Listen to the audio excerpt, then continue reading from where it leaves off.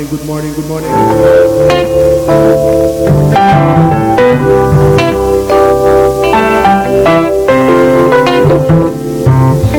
I know you're hurting inside, although you try your best to hide. I see the tears in your eyes and I know why. God gave no one the right to ever beat you, so it's wrong and never right when he mistreats you. You deserve to be loved, and you deserve to be treated like a queen, appreciated and respected, just like any human being. You deserve to be loved, and you deserve to be treated like a queen, appreciated and respected. All right, I think we got it straight. Yes, I think we got it straight. Oh my gosh.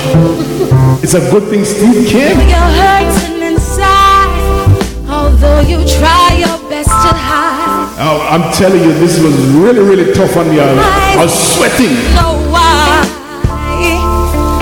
God gave no one the right to ever beat you, so it's wrong and never right when he mistreats you. You deserve to be loved, and you deserve to be treated like a queen, appreciated and respected, just like. Oh yes, it is. So Stephen said good morning, man. Good morning. Okay, you say you can't hear yourself there, right? You can't hear yourself there, right? All right. Good morning, America. This is a lot of feedback right here, right? Yes, let's see what's going on now. So we weren't getting sound a while ago, but now we're getting sound, we're having feedback. So we're good now. All right, so Steve, good morning. Stephen, good morning. Stop thinking with the thing, no man, chop. Good morning, sir. What can I give me audio duty? I don't understand. Right off the bat, because it seemed like I was having problem. I couldn't find it. Well, good morning, good morning, everybody. We have Steve, as I told you, as I promised, we have Steve Warner on the show. Rockwell. I didn't call him Sir Rockwell. Nobody knows Nobody knows him. him as Steve Warner. He said, okay, all right. So, good morning. And he says he's setting up. He's using a couple of minutes to set up. But in the meantime, right now, this morning, we are attempting to raise funds for the Caribbean islands that have been ravaged by Hurricane Irma, Hurricane Maria, Hurricane Jose, and I wonder, why are the names Hispanic, by the way? Why are they? You want to go there? I'm not so certain why, but they passed Jamaica, and nobody went to Jamaica because I guess Jamaica doesn't speak Spanish, right?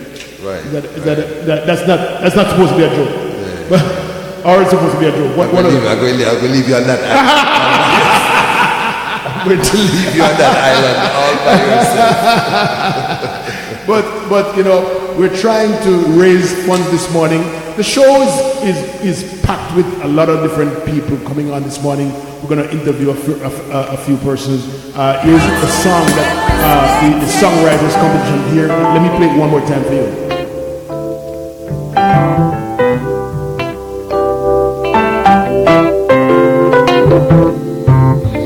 I know you're hurting inside, although you try your best to hide.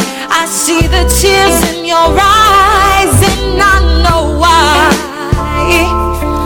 God gave no one the right to ever beat you, so it's wrong and never right when he mistreats you. You deserve to be loved, and you deserve to be treated like a queen, appreciated and respected, just like any human being. You deserve to be loved, and you deserve to be treated like a queen, appreciated and respected, just like any human being.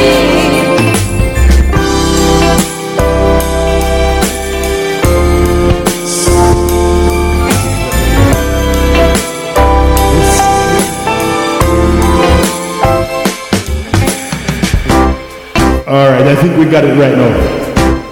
He's almost ready to argue with me. Come on, we're raising funds this morning. Raising funds this morning. Go ahead, ladies and gentlemen, and go to CaribbeanDayOfGiving.com. Look at the website. Look at the islands. And please give. I'm using this song as a bumper, but we're going to talk some strong talk later on about this particular song here. Treated like a queen. We have two people coming on to sing later on. Respected. Nari Berry, and I think her name is Oshin Chung. To be treated like a queen. Appreciated. Let me make sure. Respected. Just like any queen.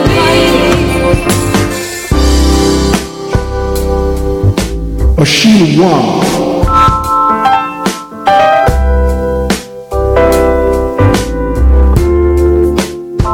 Oshin Wang. You'll hear her this morning. You'll hear her story. But let's talk about the islands right now, because as we get ready, Steve and I, to kick the show off, we want to tell you about the islands that have been affected. There is Cuba, Cayman Island, Cancun. Is that right?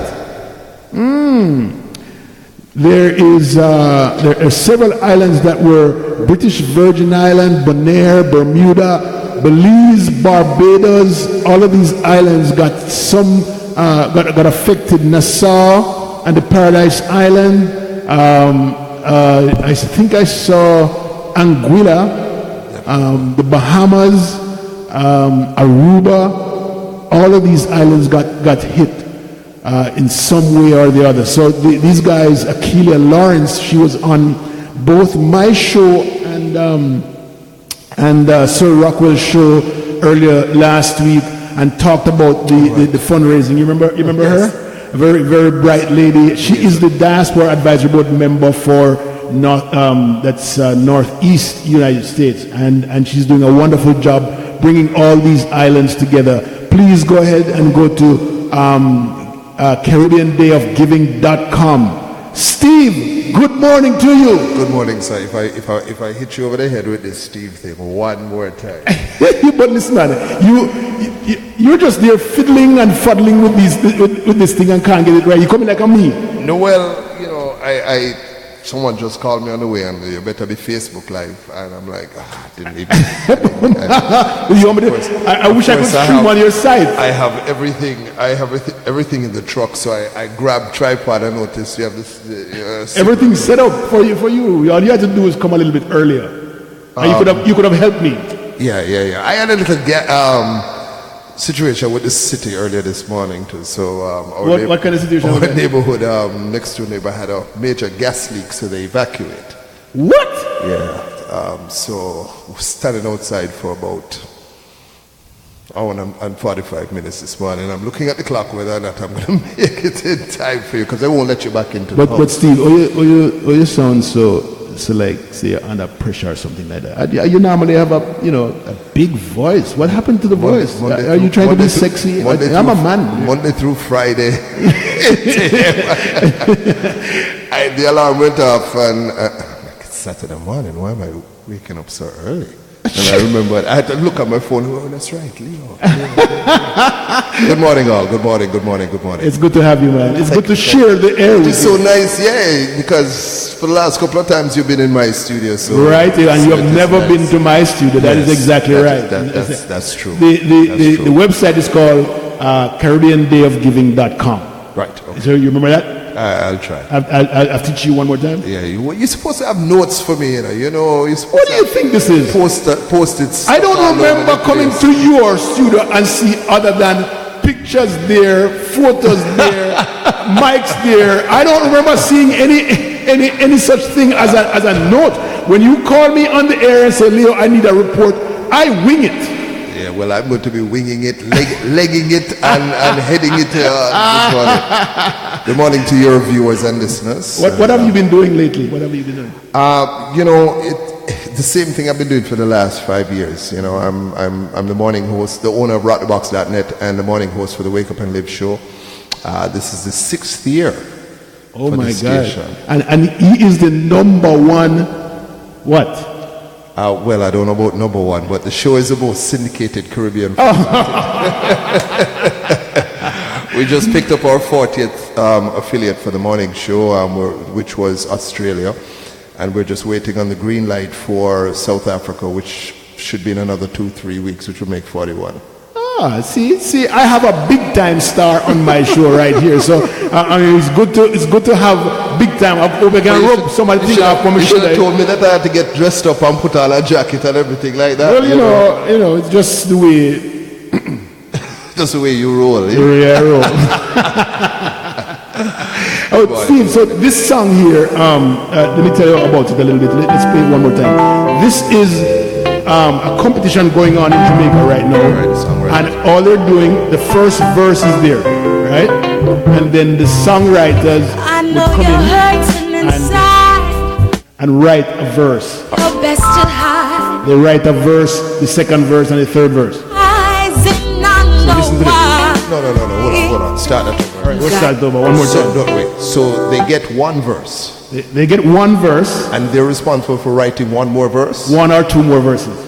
So how many people are involved in the competition? We have 2 today. We have 2 online. No, how far have they got? Because this is a complete song. I think, well, let's listen to the song. Hold on, man. What you want? Just listen to the song first. Show off with the music.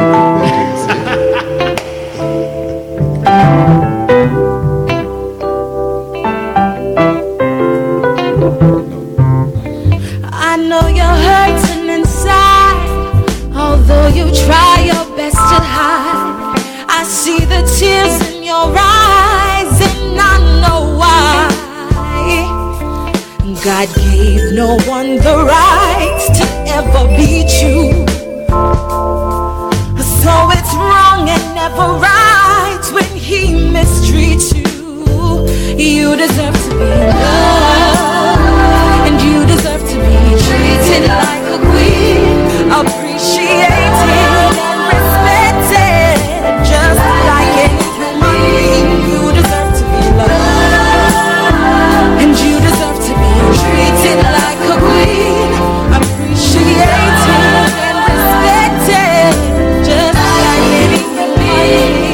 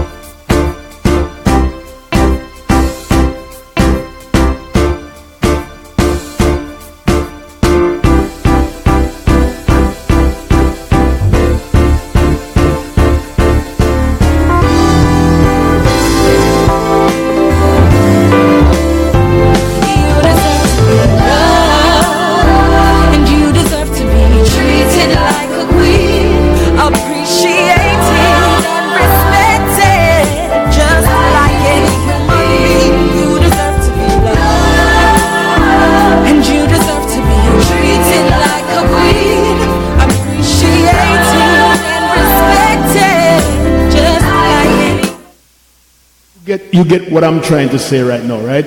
So there's one verse already recorded, and then all these singers have to do now, or the writers just write the verse, the second or the third verse. And we have a couple of guys coming on later on who's going to talk about, who's going to be singing. I want them to sing live on air their part of the song. We have it already recorded too, but I want them to sing at the time. Okay, so I don't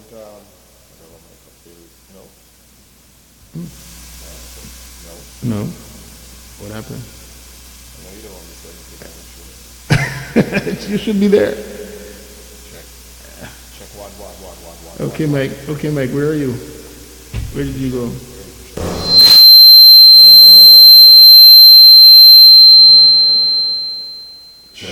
Check one. Which one is this one? Check. Yes. All right.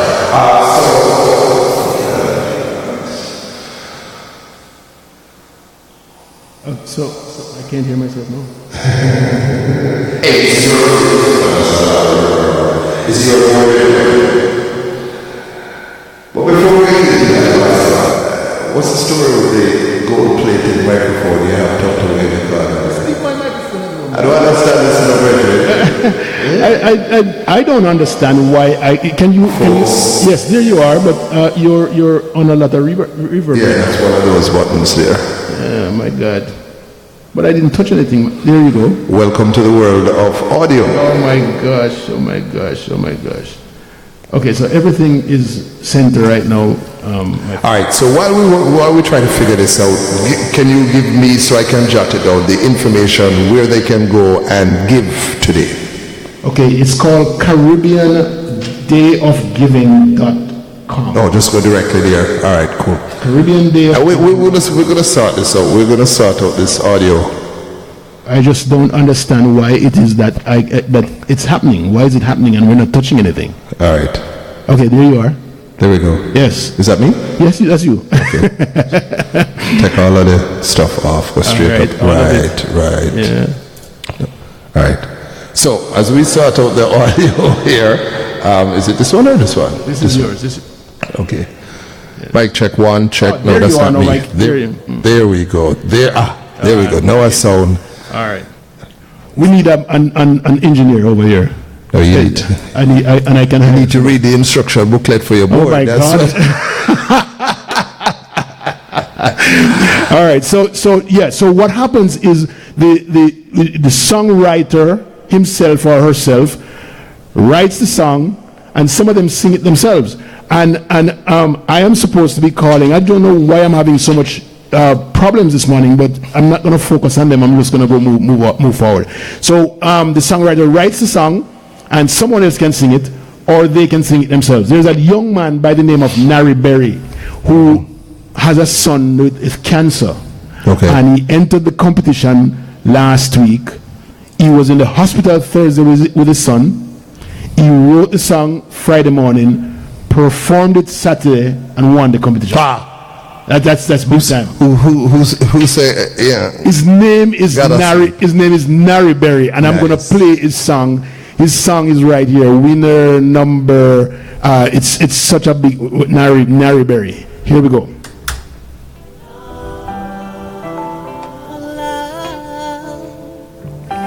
Which one is me? This? She should be loved. I know you're hurting inside, although you try your best to hide.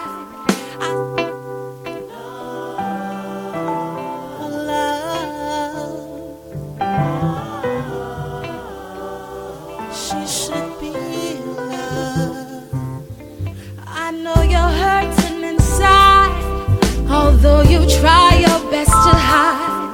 I see the tears in your eyes, and I know why. God gave no one the right to ever beat you, so it's wrong and never right when he mistreats you.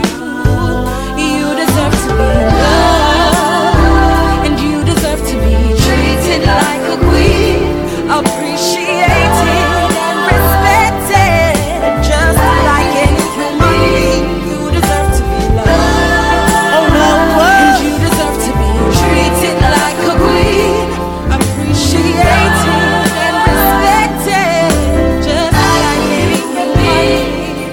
I know you're hurting inside, shouldn't have to swallow your pride.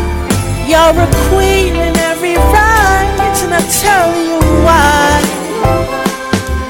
Hey, you are a beauty, Father God of creation. Every woman me a beg you know fi stay strong. I know without you said me life couldn't be. I love you, you're my queen, you are my majesty. So darling, never make nobody come and beat you. Never make them take advantage, never mistreat you. You are a queen, you deserve to be. You deserve to be treated like a queen, appreciated. You like Nari Berry? Nice. You deserve to be loved. it's interesting. You like Narrowberry? It's interesting how this whole domestic violence thing is going to the forefront. Because it's been under the carpet for a long time. You just turn in, and I don't know where you turn. It's been under the carpet for a long time. I'm not so sure what's going on. I think Leo just wants me to. There's a lot of reverb on this thing. Yeah, check. Oh my gosh. All right, there we go. Don't touch anything. Okay, Don't touch. Okay, sir. All right, I'm cool. not touching All anything. right, we're good now. Yes, All right. Yes. All right. Yeah, no, it's very interesting that this domestic violence is coming up again. Like you said, it's been around for a while, but it's now coming out in song, and hopefully, they said the influence that the violence in the music has had on society in Jamaica. So we're hoping that if violence had that impact on the community, that the turn We can turn it around, right? through song again. Through song again, and it's the thing that this lady, her name is Professor Rosalie Hamilton, is trying to do is to shift the same way you do. Yeah. Is to shift that backwards, to turn it back. Yeah. Because Yeah. we've heard so much violence in our music over the years. Yes. And a lot of our kids are learning through music. Absolutely. And when they learn through music, they are learning most times the wrong things. Well, Because some people I don't want to date myself, but a lot of us have learned our ABCs and math through cute little songs. Yes. So it's not anything new. It's just unfortunately that those songs have made it to the airwaves and made it out to the general population. And the power of repetition is great. You hear something over and over and over and over and over again. start taking effect. And you start humming it, and so hopefully, because Jamaica is really going through another spate of this domestic violence that, for a small country, it happens all over the world, but when you drop it into 144 square miles. Well, Steve, it's great that you say that, because when I grew up, there were kids among us, and I didn't know this then, because it would seem like standard way of living. Mm-hmm. There were kids among us who didn't know their father, Oh yeah. or didn't know their mother. Oh yeah. Absolutely. And then what happened is they grew up with them grandma or somebody who said them grandma, Right. or them grandpa. Only to find out that is not the grandma. Only to find out that later on, right? And so it's hurting to know later on that this particular kid probably did not do well with his life because of what happened. The foundation. Yes. It has a big effect. Yes. It has a big effect. Not only that, but how they continue it in their personal lives, how they interact with their girlfriend, their wives, their kids as well, and then pass it down generations. Yes, it goes on. I interviewed Africa one day, and she said to me, Leo, sometimes when we women, or when men have problem with women, it's not really the man that's standing in front of them that caused the problem. Yeah, it's the men in their past. Yes, it is the men in the past that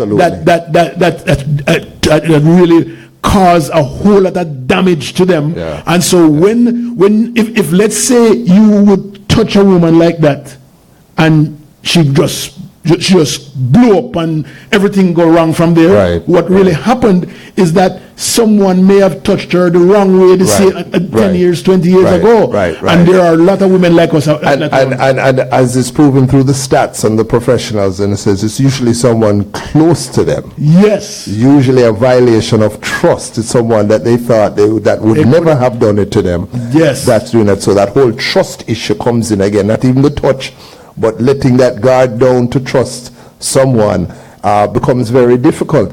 The sad part about it is generational. We see it passed down. You speak to people and they say, boy, they're 40, 50 years old, and then they realize through talking that their great grandfather did the very same thing. Absolutely, absolutely. It's a matter of hand me down. They call yes, it, right? yeah, and that's not good. Passing it down. I don't want to forget the purpose that we're here to, because we want to raise some money. Yes. Rumor has it that the co-host gets 25% commission, so I want to raise a lot of money. And when the host get the 75%, and turn it over and give it to the relief effort. You spun that in the right direction. We want to make sure that people are. Yeah, because there are a lot of people who are concerned about this whole giving and donation, because we've heard stories about where the money ends up. So we would really like to. I would like you to kind of reassure the viewers and listeners, just how this is being handled. Okay, so the it's the Caribbean Tourist Organization, CTO, that's driving this financially. So once the money gets to them, which is they are a reputable organization, also the Food for the Poor is driving it also. So these are reputable companies. We know that that's going to be they've served their time in doing good in these countries in the past, and we just have to trust that it's going to happen the same way. And I said on my show earlier this week, my grandmother had a saying that says, "But for the grace of God, there goes I." And for those of us who, I had 9 days no water, no power here in South Florida. Oh my! And many of us, and there are many people in South Florida right now who are still without light. I heard my friend complain last night, and he was vexed. And I said, "What happened? No light?" He said, "No, man, I have light." I said, "No water?" I said, "No, I have light." He said, "But boy, let me tell you something. It's 2 weeks when I have no internet. I'm not watching it." Oh my God! Oh my God! And we take it lightly, but we realize that even things like TV we're so dependent on, and how it changes our life, our daily routine. Some of us don't really watch TV, but it's what keeps us company. We walk into the house and we hear it on. We fall asleep to it. And if those are the luxuries in life, can you imagine these people who have no water? For days they have not seen water. I watch them dispensing water out of the truck. And I'll be honest with you, I'm looking at that water and I'm like, I don't know if I drink that water, but those people that are standing there were so glad for that water. Absolutely. You know absolutely. What I mean? So we have to make sure that we play our part. For those who are listening, for those who are here in South Florida, and I know this is worldwide, but I'm really appealing to those of us in South Florida, because we just went through it. We barely missed it. We got brush, as them say in Jamaica, and we see the effects. Can you imagine when they look at a place like Puerto Rico and say 6 months? It's 6 months without electricity. At best, 6 months. I mean, Barbuda totally just leveled. They've moved everyone off of the island. Anguilla is sitting there. St. Thomas, we got some pictures out of St. Thomas Virgin Islands. And one house looks like nothing happened, and the house next door was flattened. Steve, let me put this into perspective. You know the hurricane is coming. You went out and you cleaned out the supermarket, right? And you get 2 weeks worth of food, right? Because you say, I know you're week 3 now. I know you're on week 3. Not only that, it's not even a matter of, okay, you have run out of food, so now your next mission is going to the store. Right. There is no store. There is no store. And not only that, no plane can land. Right. No plane can land. Ship has to go in. Right. And that takes a couple of weeks. And so what happens? Everybody becomes a part of a mess that they don't know what's going to happen the next day. And that's hard, because you don't have any electricity, you don't have any phone service, because the phone service are dead in about 24 hours. Right. Because you can't. So you're cut off from the rest of the world. You're pretty much cut off from the rest of the world. The analogy I gave when we lost power during Irma, the building across from me had light the entire hurricane. And I'll tell you, in Jamaica, the mother saying, "So you're red eye."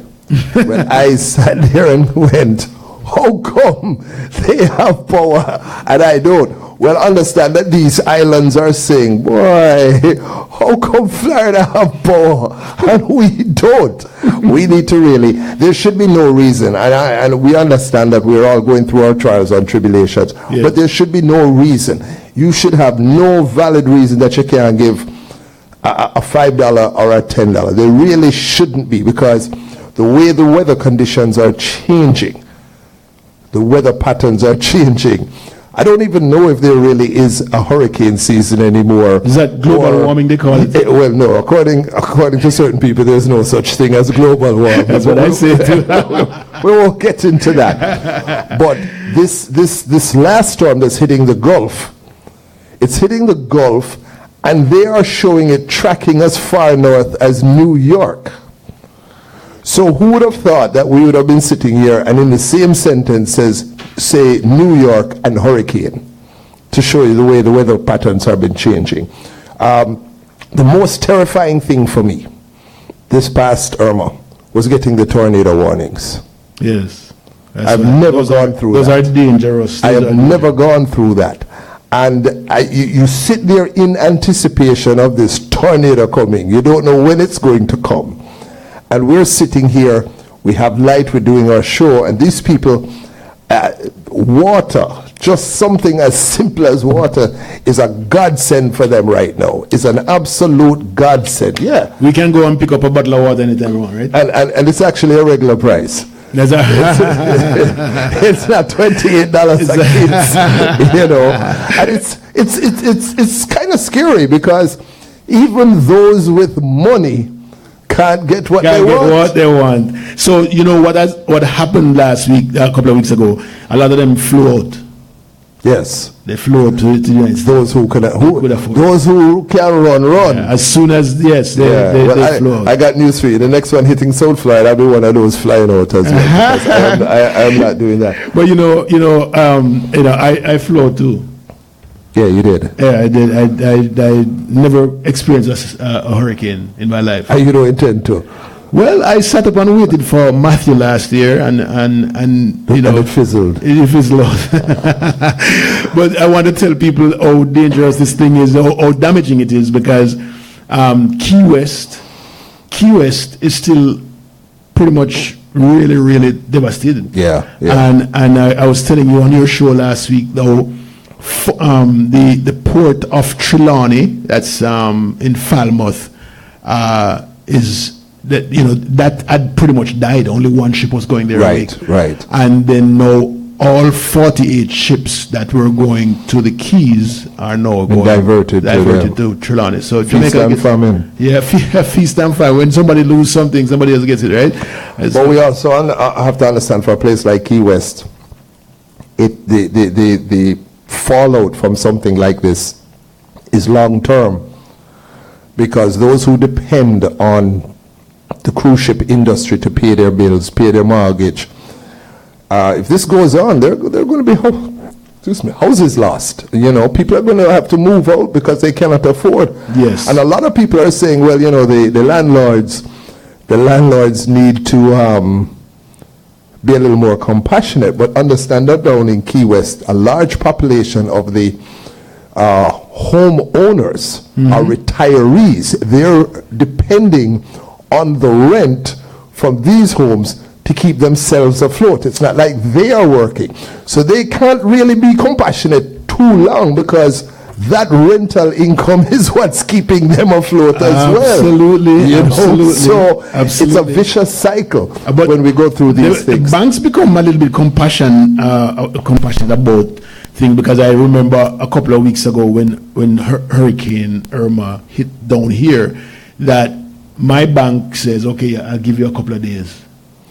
And that's fine, but realistically, a couple of days is not going to make a difference. It's not enough. Yeah, they try it, but it's not enough. But when you're out of work for a month, yes, that mortgage check comes due at some point. Yes. And the fallout, for those who know, you pay a mortgage late, it affects your credit. For those who are renting and plan to buy next year, these things affect them because their credit rating has dropped, unless, of course, they look at it and say, well, that's the time frame where the hurricane hit, and they show a little compassion. A lot of these large banks They have too many people applying for loans. Yeah, man, they just get denied. And this is a fallout from stuff like this. So for those of you viewing, for those of you listening, we're encouraging you to go to CaribbeanDayofGiving.com and go ahead and give your dollar, your $5, your $10, your $100, whatever it may be.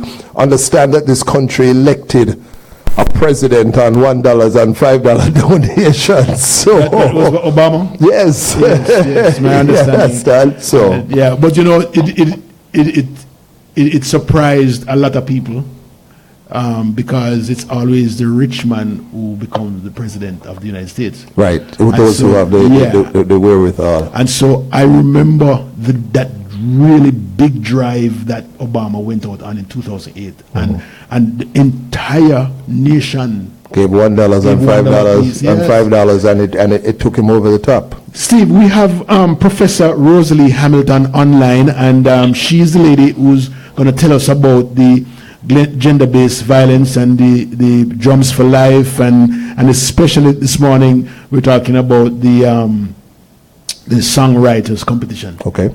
Are you there, Professor Rosalie Hamilton?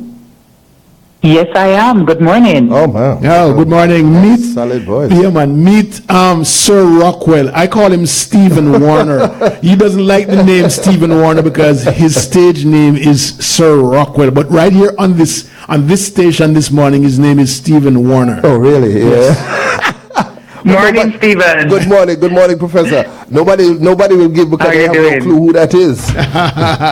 Good morning, welcome. So Professor Rosalie Hamilton from UTech, she's on a mission to change the way we pretty much live, not just in Jamaica because it affects everybody in the world. But I want you to just remind us a little bit about. We have an hour today because I want to get those guys, those other two guys, to sing on the show for us. All right.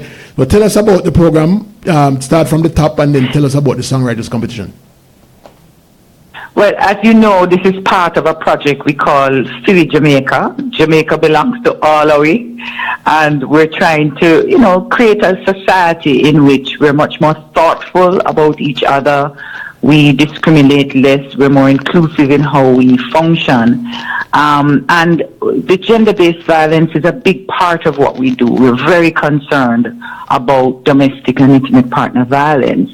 And so as part of the rollout of the several initiatives that we have, you're aware that we are paying very close attention to our music. And we're using our music and culture to facilitate and to ensure that we can create the change and transformation that's absolutely needed in society. So we're doing two sets of things. On the one hand, we're training and not leaving to chance our musicians, especially when they go in the global space. We've seen the huge potential of our music. And we find that, persons, and I mean, that's the whole history of how our music emerged from the bowels of our society, so to speak. And when they get to the global stage, we're not all ready. I mean, some persons are better than others. We know we've seen Bob Marley and others have done well. But others have carried some of the ugly part of our culture. The violence lyrics, the very negative kind of homophobic lyrics and other kinds of lyrics that have not gone down well in certain places of the world.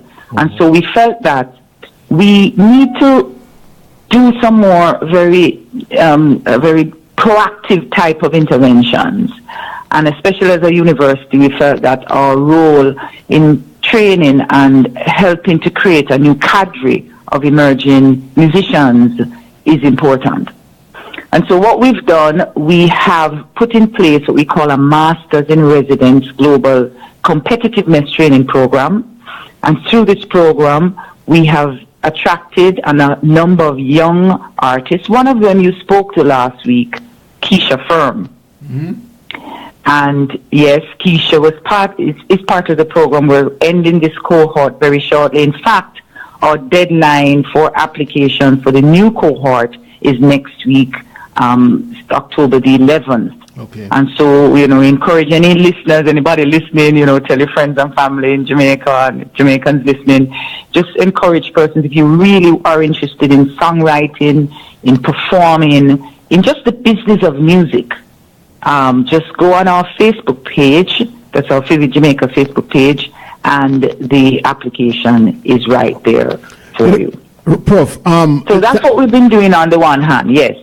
One of the things that we tend to ignore is gender-based violence against boys and men.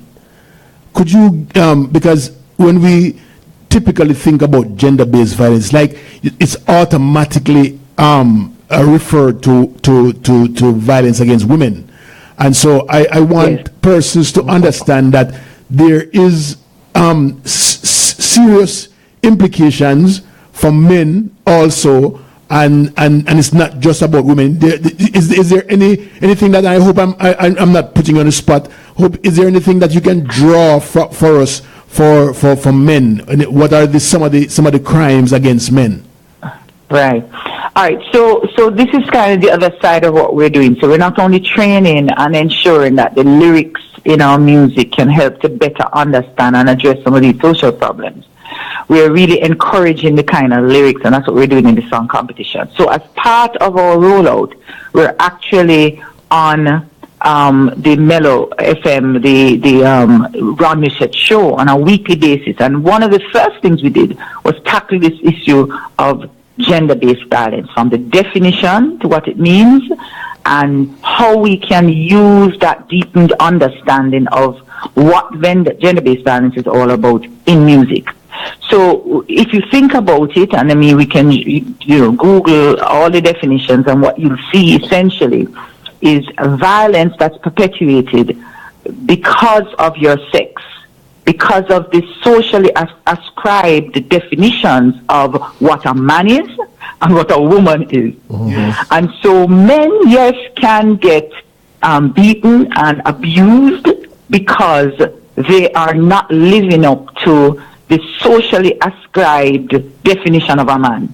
Yes. So if you're not the breadwinner in the house, women can get very aggressive and dominate and so on, especially if they too are the breadwinner and they now shift the role.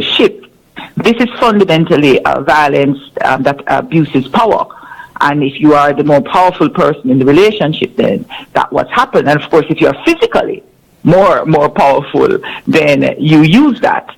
And so we are seeing, and we don't have a good measure of the extent of violence against men, but it is now being talked about much more in Jamaica. We're much more aware of the problem, and what is happening is that the men are suffering in silence because they're afraid to tell their peers about it. They'll be laughed at. They certainly don't want to go to policemen, especially male policemen who laugh also. And in fact, what is happening, interesting, is that the men are experiencing what rape victims, women who have been raped, have faced over the years. They are afraid to report it because of the social stigma, as well as the further abuse from police officers and others who effectively say you deserve it, or it's just a little sex, or go back home, go make it up to your man, kind of thing. Mm-hmm. And so men are facing that kind of gender-based violence, and it's something that we're now talking much more about. Okay, one of the things that you kind of slid by was, and I'm glad to hear my brethren Ron Mouchette is involved with this. But the other side of this is, as prevalent as the pro-violence songs are, we've still always had very positive songs in reggae music, uplifting songs. Where does the radio community stand with this? Because recording these songs are all well and good, but getting them out in mainstream radio, where does the radio community stand with this?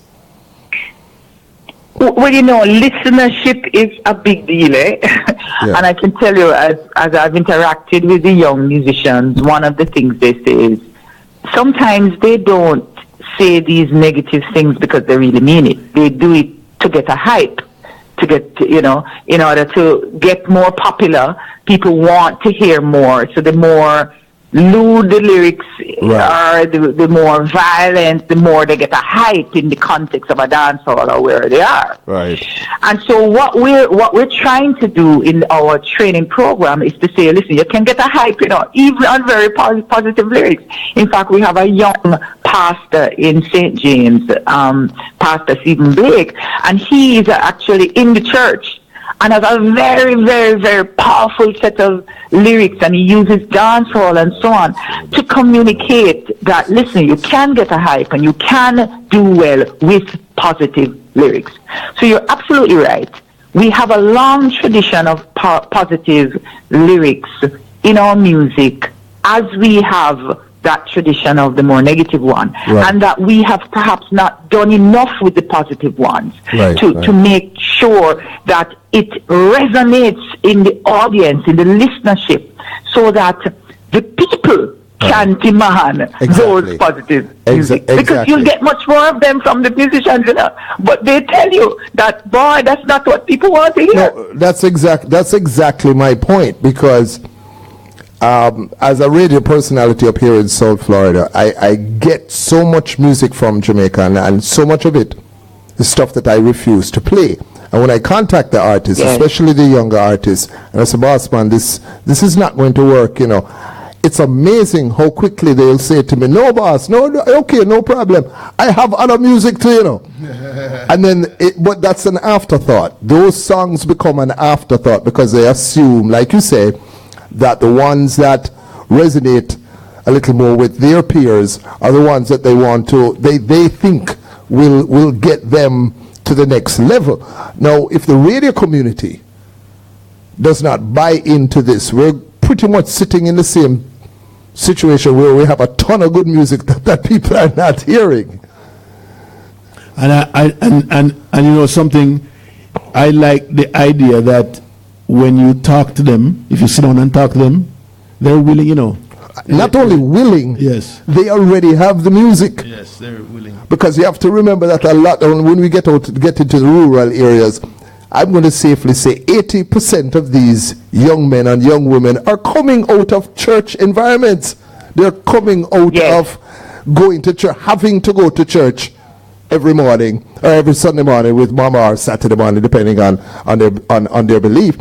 But as you said, they feel, based on the general climate of music and radio out of Jamaica, that all the positive songs are the ones that they will sing when mama is around. But as far as the stage show and the radio goes, they would sooner put out a lewd song edited for radio than a positive song to begin with. Yes. And so part of our intervention is essentially trying to tackle that as well, because we recognize it's not just the what the musicians sing, but it's the receptiveness, the encouragement, and so we have to be skillful in ensuring that the songs that carry these positive messages have the kind of impact because of how it sounds and how it's presented. And so we're very lucky to have one of our best musicians in Jamaica, songwriters and producers, Mikey Bennett. And that's certainly something that Mikey stresses, in the program, to make sure that we get good quality sound, and not just sound and so on, but lyrics. So our songwriting competition that we're rolling out now is essentially that. It's probably the first of its kind. Most times these music competitions are about singing and who sings the best. But we're saying, let's see who writes the best. And so we're encouraging songwriters to write. And in fact, one of our winners this week, and we have weekly winners that we announce and we interview them, talk to them on air, so that the public knows why they're writing the lyrics, and to deepen our understanding of this problem of gender-based violence. And one of the young ladies who won this week, she said, listen, I can't sing at all, but she loves to write, and she says, boy, if she can really write lyrics that will help to tackle this ugly problem we have here in Jamaica, then she's more than willing. And, she was very surprised that she won. But it's that's what we're trying to encourage. Right, which is great on another side, Professor, is that music coming out of Jamaica has gravitated towards reggae versions of popular American songs and have really lost that writing edge, the creativity side. They would sooner lean towards covering a Justin Bieber or a John Legend in reggae rather than sit down and write. So I applaud you. It is positive on so many different aspects, because I myself am so tired of getting a reggae version of a popular American song instead of an original. We lost that. Yeah. We lost that a few years. But to get back to, let me play a song here that the lady that you spoke of, Ocean Wang. This is Ocean. Yes.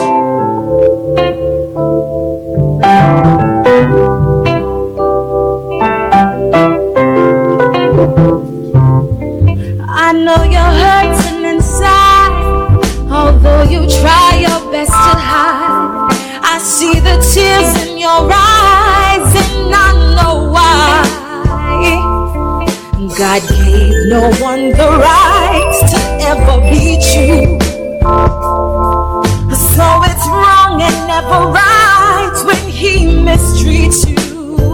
You deserve to be loved, and you deserve to be treated like a queen, appreciated and respected, just like anything. You deserve to be loved, and you deserve to be treated like a queen, appreciated and respected, just like anything. Every day and every night, it's the same. He says that he's sorry and that he never ever do it again. But just like before, I know that he's just pretending. Can't you see that you're caught up in a game that has no happy ending? Even though you know that it's wrong, you still try to be strong, and each night you pray to God for the strength to carry on. And you deserve to be treated like a queen, appreciated and respected, just like anything. You deserve to be loved, and you deserve to be treated like a queen, appreciated and respected, just like anything.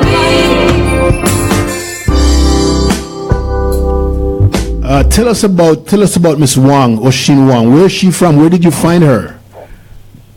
In fact, she is from St. James, and she found us on the internet. She turns out to be a UTech student. We didn't know until she was selected. Let me reassure the audience that we have professionals who are judging these the lyrics based on the several elements that they use to make judgment. But she in fact is a student. I met her after she won. And she basically said she wrote it because of experiences that she's had seeing women who've been trapped in abusive relationships. And so, she wrote. So what you heard were two voices. The beginning sang by Minori Russell, and she in fact is a young emerging musician from our program. And she sung the chorus, you deserve to be loved, you deserve to be treated like a queen. And then the section that says, every day and every night, this is, of course I can't sing. Right, but I can play the mock-up for us, for everyone. So they hear, what's the name of the, okay, so let's play this one first, right? There's one verse here on this one. Right, and that's just Menoria singing. So you'll hear her with the chorus. Okay. I know you're hurt. And then what we do is ask persons now to come in and to write the verses. I see the tears in your eyes, and I know why. God gave no one the right to ever beat you.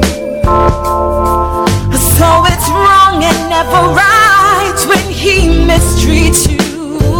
You deserve to be loved, and you deserve to be treated like a queen, appreciated and respected, just like any human being. You deserve to be loved, and you deserve to be treated like a queen, appreciated and respected, just like any human being.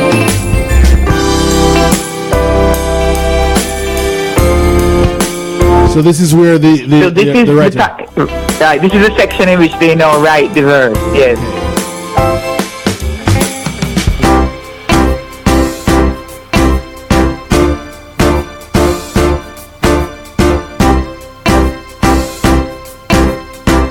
All right, and now tell us about Nari Berry. I like that name. That sounds like a very catchy name already. Unless that's what's on his birth certificate, and then.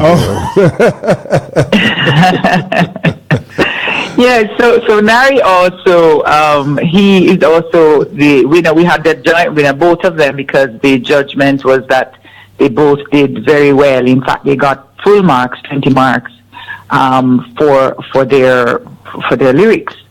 And what Nari did was because he's also a performer, he's a singer.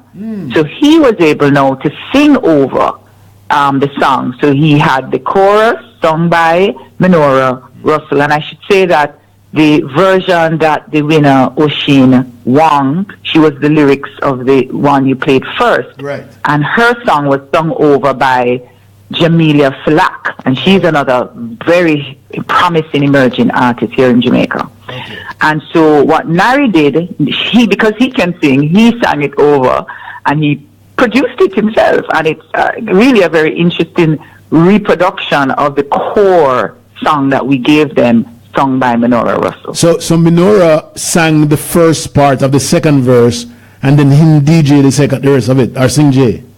Yes, no, just the chorus. So right. The chorus is, you deserve to be loved, you deserve to be treated like a queen. Right. And that's basically the essence of the chorus. Okay, so and then now when Go ahead. Sorry, I'm so sorry about it. Yeah, you're saying that once the music pauses and you just hear the instrumental, that's when we ask people to write the verses and at least 2 verses. Well, just 8 lines we asked them to do, but in his case, I think he did 2 verses, and you'll hear him sing right after Menori.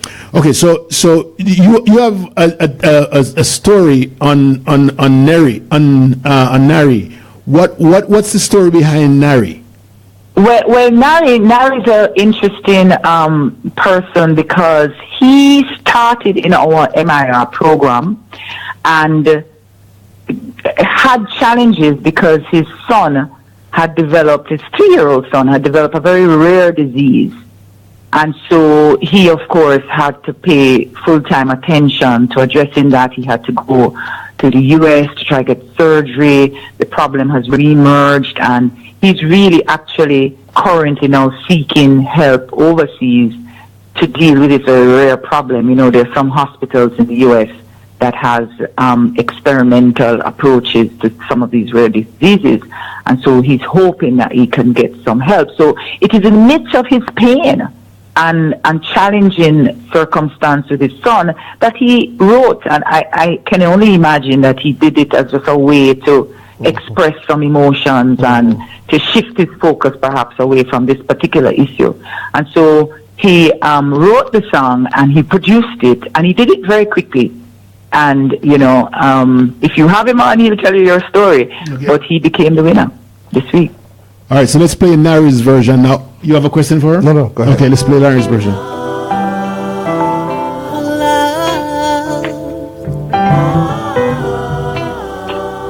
She should be loved.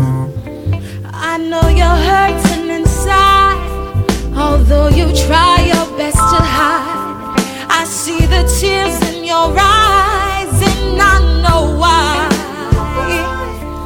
God gave no one the right to ever beat you. So it's wrong and never right when he mistreats you. You deserve to be loved, and you deserve to be treated like a queen, appreciated and respected, just like any human being. You deserve to be loved, and you deserve to be treated like a queen, appreciated and respected, just like any human being. I know you're hurting inside, shouldn't have to swallow your pride. You're a queen in every right, and I tell you why. Hey, you are a beauty for the God of creation. Every woman me I beg you no fi stay strong. I know without you said me life couldn't be. I love you, you're my queen, you are my majesty. So darling, never make nobody come and beat you. Never make them take advantage, never mistreat you. You are a queen, you deserve to be. You deserve to be treated like a queen, appreciated and respected, just like any human being. Oh, you deserve to be loved. Oh, you deserve to be loved. And you deserve to be treated like a queen, appreciated and respected, just like any human being. Okay, that's Nari's version, and that's just really nice. I thought you told me that he was in the hospital Thursday. He wrote the music Thursday night to Friday morning, and then he performed it on Saturday. Is that true? Yes, well, that's what he said. That was how he explained what happened, just in terms of time sequence. That's so So, nice. you know, it's really his story of, you know, just how he was able to come up with it. It's amazing how sometimes, you know, these lyrics and very moving statements that are made and performed in music just happen overnight almost, you know. All right, so tell us, where is the competition going now? Where is it at, and where is it going from here? How many other contestants you have, and so forth? All right, so we have a growing number of persons applying online. Every week we encourage people to write their lyrics, upload it, and if you can, do like Nari, sing. And if you can't, no problem, because we'll get someone to sing the lyrics for you, and we will have it aired. Now, we're going to select winners every week right down to the last week in November. So the deadline for applying for the lyrics competition ends the last week in November.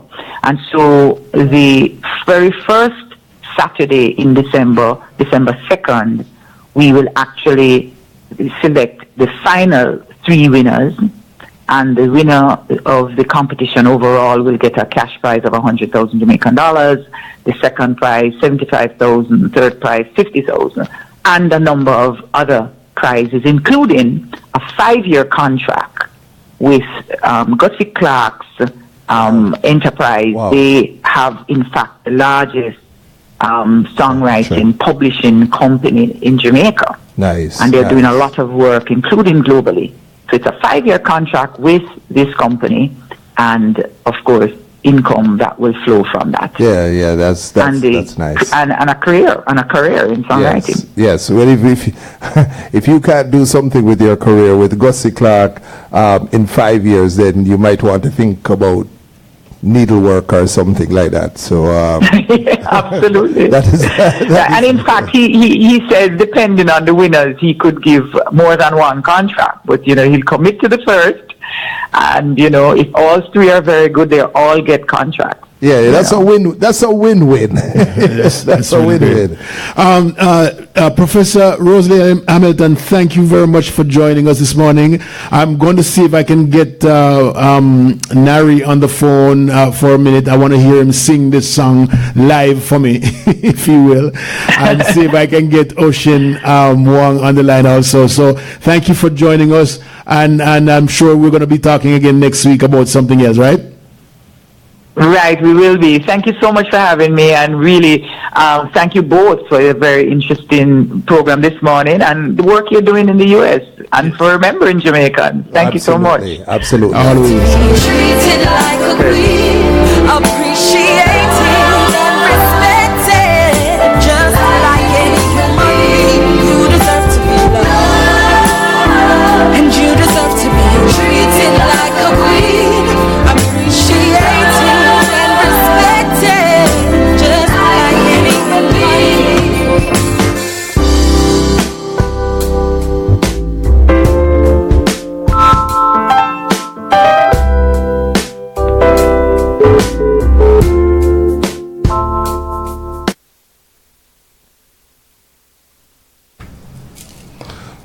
There we go. There we go. I don't know why Leo has been trying to send me horse all morning. There we go. Now we figure this thing out.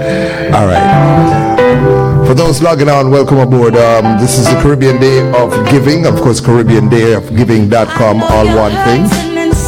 And all you got to do is log on. And I keep saying we elected a president on $1 donations and $5 donations, so we can rebuild countries and islands with $1 and $5, and but for the grace of God, there goes you. You know, we don't know.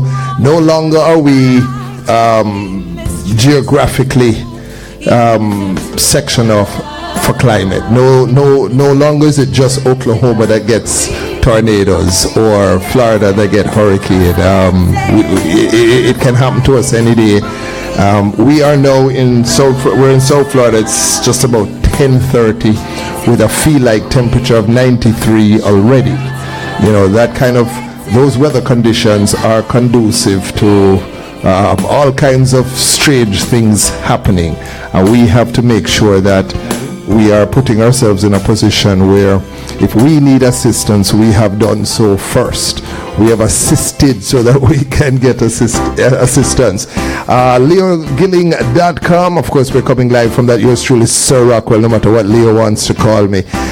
Sitting in on a Saturday morning with Saturday Morning Fix. Of course, you can catch me on rockthebox.net Mondays through Friday. I don't know why Leo didn't invite me to do a simulcast from my station on a Saturday morning, but we'll sort that out. The point is, sir, I wanted you in the studio, okay? The studio. All right, that's where we wanted you. Is that okay, sir? I have no choice. You didn't have any choice. I got you out of your bed this morning. All right, so we have Nari on the line. Nari is here with us, and nice. I actually want to ask him a couple of questions, and I'm just tell him say more want him to sing. Nice. Good morning, Nari. Good morning. Nari, we have in studio this morning, this is Leo Gilling speaking with you, and we also have Sir Rockwell from rockthebox.net, and we're doing relief work this morning. We're trying to raise money for the Caribbean, but you came on board this week into my view, and I thought it would be best to have you on the line so you can tell us a little bit about what happened to you last week. I also want to know about your son, because I know you have some challenges with your son.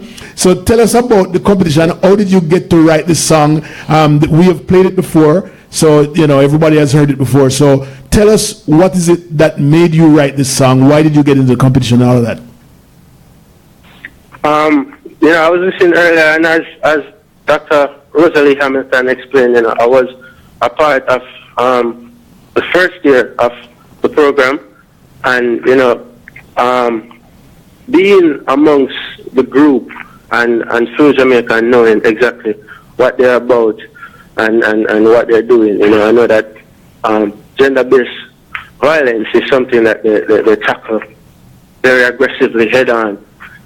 So I've been to numerous sessions, where they explain to us, what's going on here in Jamaica, and the importance of trying to curb, the mentality of some of our males, in the society. And, it's not, straight up, it's not good for, a man to be beating a woman, and a woman to be beating a man, vice versa, Yes. And it's a very serious topic.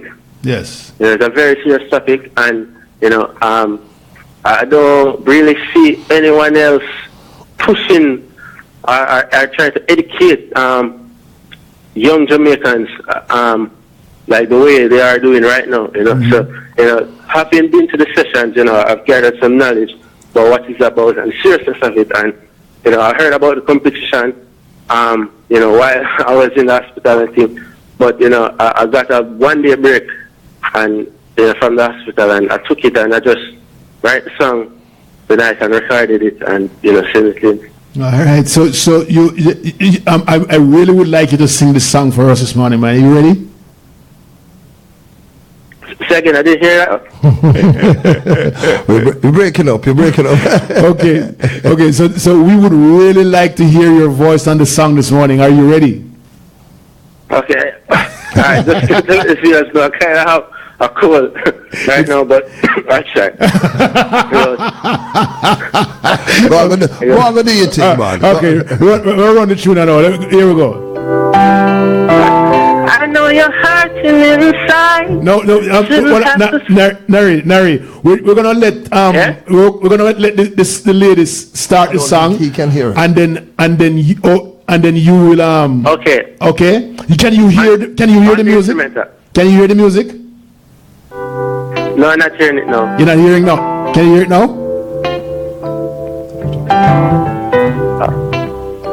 Yeah, I can hear it. All right, so let her sing first. All right. I know you're hurting inside, although you try your best to hide. I see the tears in your eyes, and I know why. God gave no one the right to ever beat you, so it's wrong and never right when he mistreats you.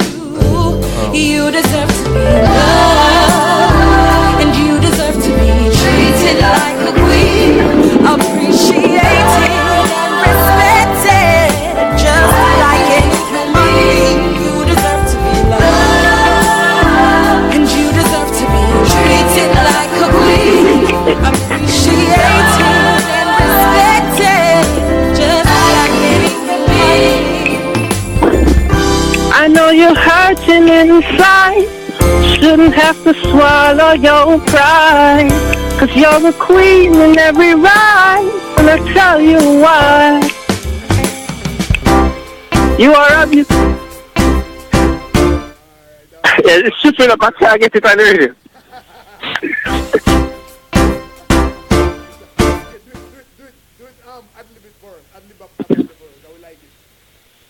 I got it. You are a beautiful. You ready for it?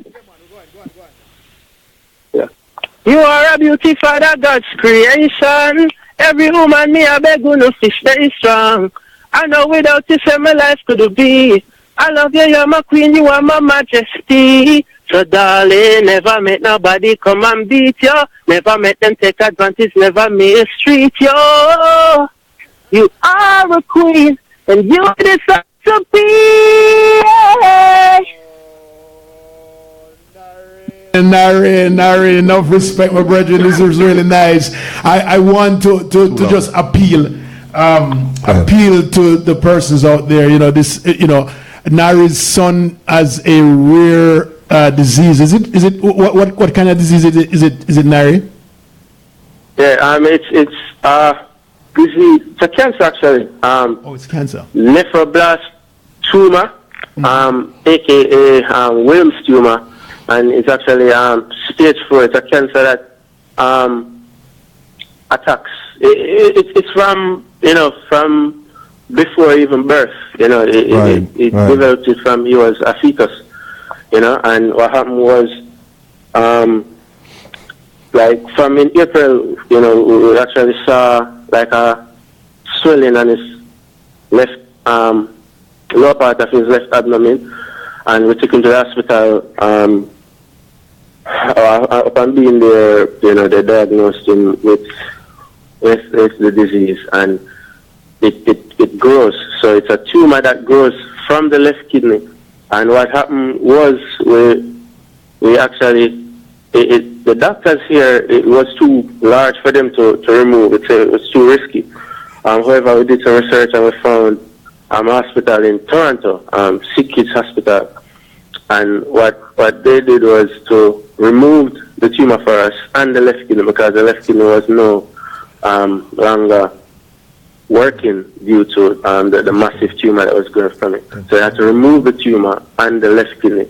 But what happened also with that is when they diagnosed him, they did a biopsy first, and the histology was saying that it was favorable. And so they were treating him for that. And what happened was the chemo kind of did work, because it removed those favorable cells. But what happened was most of the mass was unfavorable. So those cells continued to grow, while the small ones were removed. But what happened also now is that it had spread to his bowel. So they had to, a part of his bowel was damaged, so they had to cut him and remove that part and put it back and sew it up together.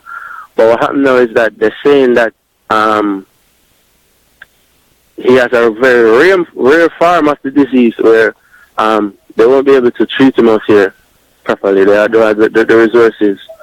And should he have any chance of surviving, which is small, a slim 20% chance, should he have any chance of surviving, he'd need to be enrolled in something that's called a clinical trial, which a few hospitals overseas have available, because there's no set cure for the disease. So what they will have to try to do is, try a different mixture of chemotherapy medicines, to see if it will work to cure him, possibly cure him of the disease. But it's a very, doctors explain to us a very slim chance of him, getting better, 20%. But, knowing him and, being with him throughout everything, being at hospital every day since, he's been diagnosed, he's very strong, very, very strong. And, I think it was just a 1% chance, and I believe he can make it, So 20 is a lot in my view. Okay. And right now we're just hoping. Okay. Wishing you all the best, my friend, and we'll keep in touch with you. And I wish all the best for your son. And just keep trying. We're wishing you that we're hoping for you to make it on the front row of that upcoming finals, right? Thank you very much. Thank you very much, my friend. Nari, before you go, Nari. He's gone. He's gone. All right. You have Mayor Wayne Messam. I also want to say good morning to all the viewers on rockthebox.net and the Sir Rockwell page joining us. It's the Caribbean Day of Giving. Go to CaribbeanDayofGiving.com. We're encouraging everyone to just kind of join us and give $1 donation, a $5 donation, a $10 donation. Doesn't matter what it is. Doesn't matter what it is. Good morning, Mayor Wayne Messam, Mayor of Miramar. Good morning to you. Good morning. How are you? I am great. We have this morning in studio with me, I have Sir Rockwell. I call him Stephen Warner this morning. But everyone calls him Sir Rockwell. But wanting to touch bases with you, seeing what's going on in the city. I've seen some cleaning up going very well around the neighborhood. I've seen a lot of trucks going and picking up the stuff and taking it. I'm not so sure where they're taking it, but it's moving out from on the side of the streets. What's going on in Miramar? Well, we're in the middle of cleanup right now. So the city of Miramar, we're about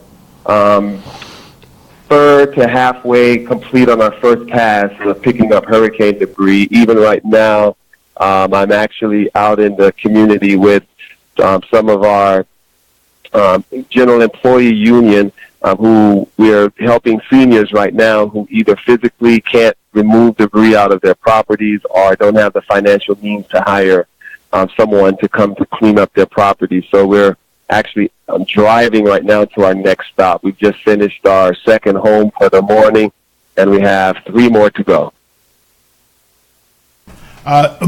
Mayor, when I spoke with you a couple of days ago, you said that you were with some youth on a relief effort also?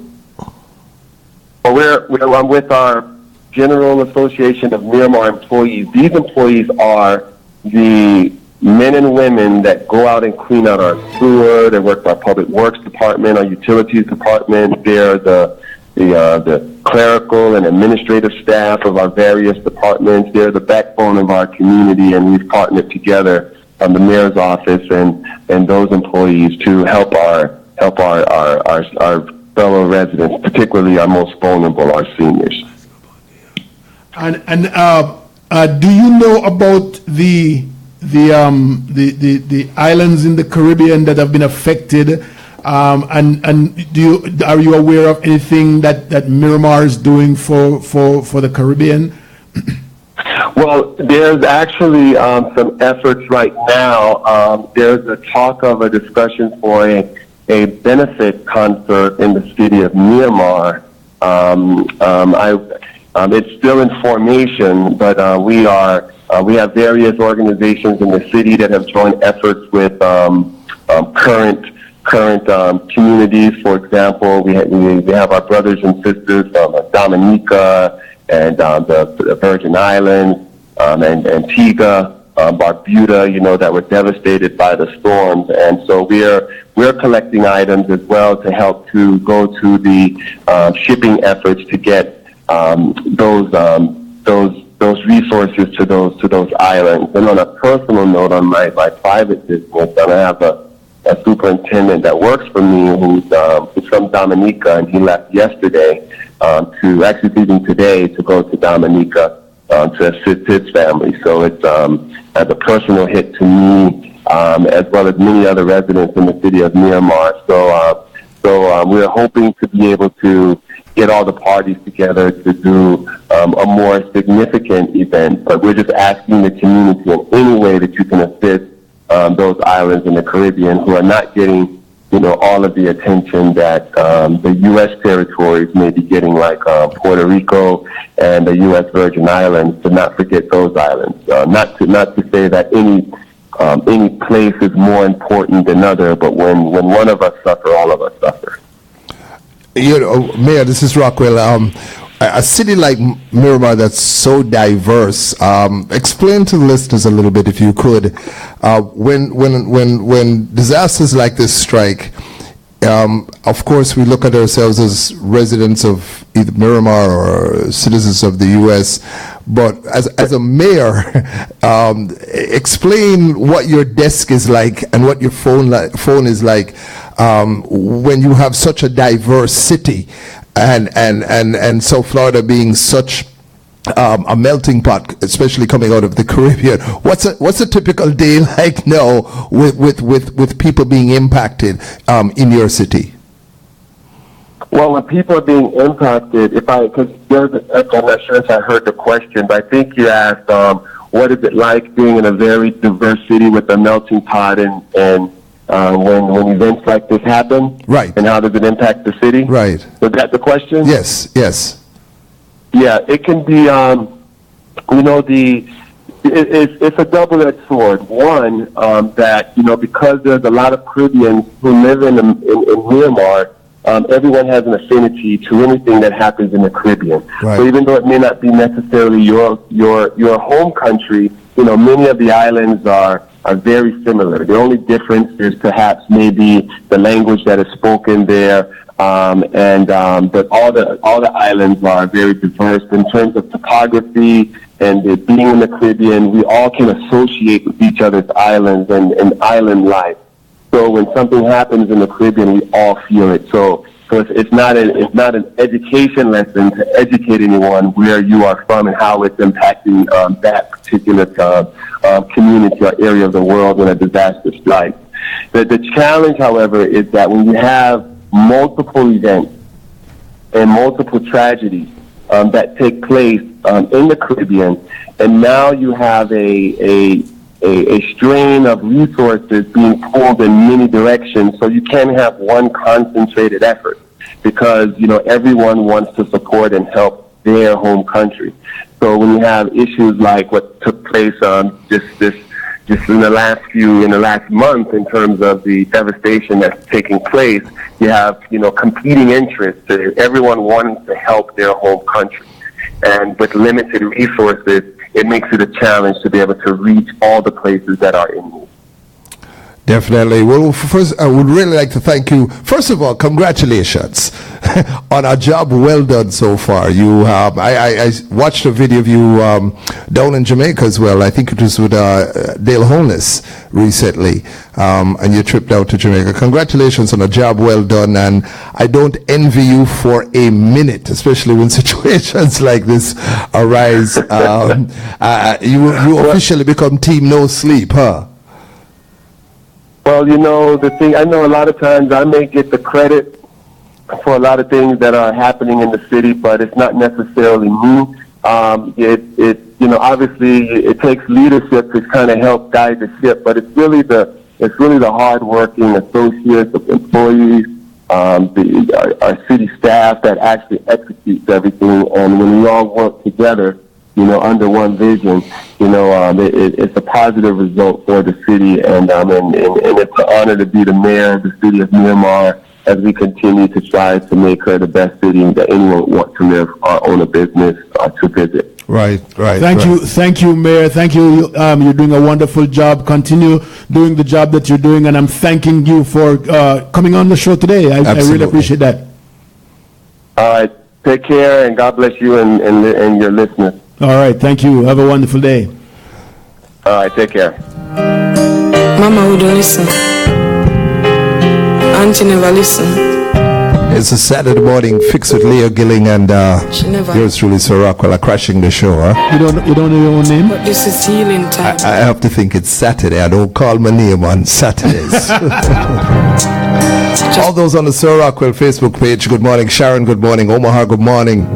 Encouraging you to go to our Caribbean Day of Giving.com. It was even $1. Actually, $2. Stand up and watch me, daddy, from me, mommy, walk out just through like. We're listening to one of the young ladies inside. Is it the Songwriters competition? Is that what it is? Hello, every night. Her name is Keisha Firm. So tell me if this. I'm guessing sometime next week I'll have her on the Wake Up and Live show if Leo is willing to share. Fitzroy Francis, all of his viewers through Baltimore, good morning to you. Sadella T, good morning to you. It's CaribbeanDayOfGiving.com. Encouraging everyone to let's go ahead and support. But for the grace of God, there goes us. If you're one of those that had the 9 days of no power, I had 9 days of no power, no water. Make them win. It's kind of sticky. Puerto Rico is looking at least 6 months. Barbuda, I don't even know what they're going to do with Barbuda, Leo. Really and truly, they might as well just scrap it and just literally start from scratch again with them. I can't even think that what I would do without internet. Well, you see, I had 9 days without internet. I had 9 days without being able to do my show. Now, you do a Saturday morning fix. You do it once a week. This is 6 years with rockthebox.net. 9 days without doing my show, I was going stir crazy. But listen to this now. I go to my bed with my internet. My woman at night is my your TV. All right. TMI, folks. TMI. Did no but never do a thing. Now make them win. Listening to a young lady by the name of Keisha Firm. The track is called Now Make the Win. For those who have just joined us on Facebook Live, Leo, explain this songwriters competition once again. And for those who are just logging on leogilling.com, I don't know about this fancy. Me just tell you, say me not feel good, man. This fancy. How you stop this thing, Bridget? Me just tell you, say, me not feel good, right? I don't understand. You still stress me. You bring me in, but I don't know it. Explain about the song. Hold on, before you start. The songwriters competition now. Good morning. Hit share. Everybody hit share. Can I share? I don't even know how to share on this one. I want to say good morning to Daniel Nicholson over in Boston. Good morning, Daniel. Maria Dyer in Detroit. Grace Miller in New York. Grace. Good morning to you all. Good morning. Let's take the show, no man, and stop. No, I'm not taking it. I'm not taking the show. However, if someone would like to deliver breakfast to the Saturday morning fix, just check Leo and he'll send you the address. Because no folks, I want to tell you this, I might have to have you donate to me too. The last time Leo invited me to his studio, Leo had about 40 saltfish fritters waiting on the stove, and Leo said, listen man, take what I said. Leo, these are good. He said, take whatever you want, man. So I was absolutely positive. I didn't have any breakfast this morning. I was so sure I made room for saltfish fritters. And let me show you what Leo what I got. Folks, I got a bottle of water. Well, I don't know, man. Let me be truthful now. Right? The Leo Gilling so that the day of giving. Can understand what really happened, right? Okay. So up to 4 o'clock this morning, I was in the emergency room. So have little mercy upon the. Well, what time the show start? The show start at 9. Fritters not take more than an hour for my Bridget. You had 5, 6, 7, 8, 9. You had 5 hours to make the fritters, Bridget. I was so, as a matter of fact, I have hard dough bread down in the truck because I brought my own hard dough bread for the fritters. You know something? I went out last night and go get, because me know say me never feel good from last night. Me say me go get the fritters mix instead of mix the fritters myself from flour and from scratch. Proof so me have you in mind, right? Because the man knows something like no respect. Do you know? I'm a cookist and a cooker, but yes. Ladies and gentlemen, buy the fritters mix them. See there? He knows right.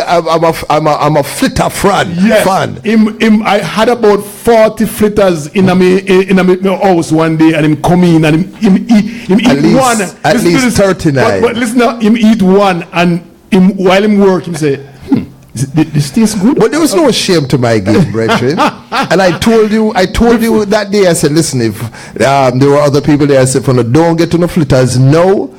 I was very open about it. I took 2 for so I was sure that there was going to be breakfast. Anybody can donate some fritters tonight this morning. Somebody just said the water is the best drink of all. But exactly. But it goes very good with fritters. Thank you very much. I tell you, it goes very good with fritters.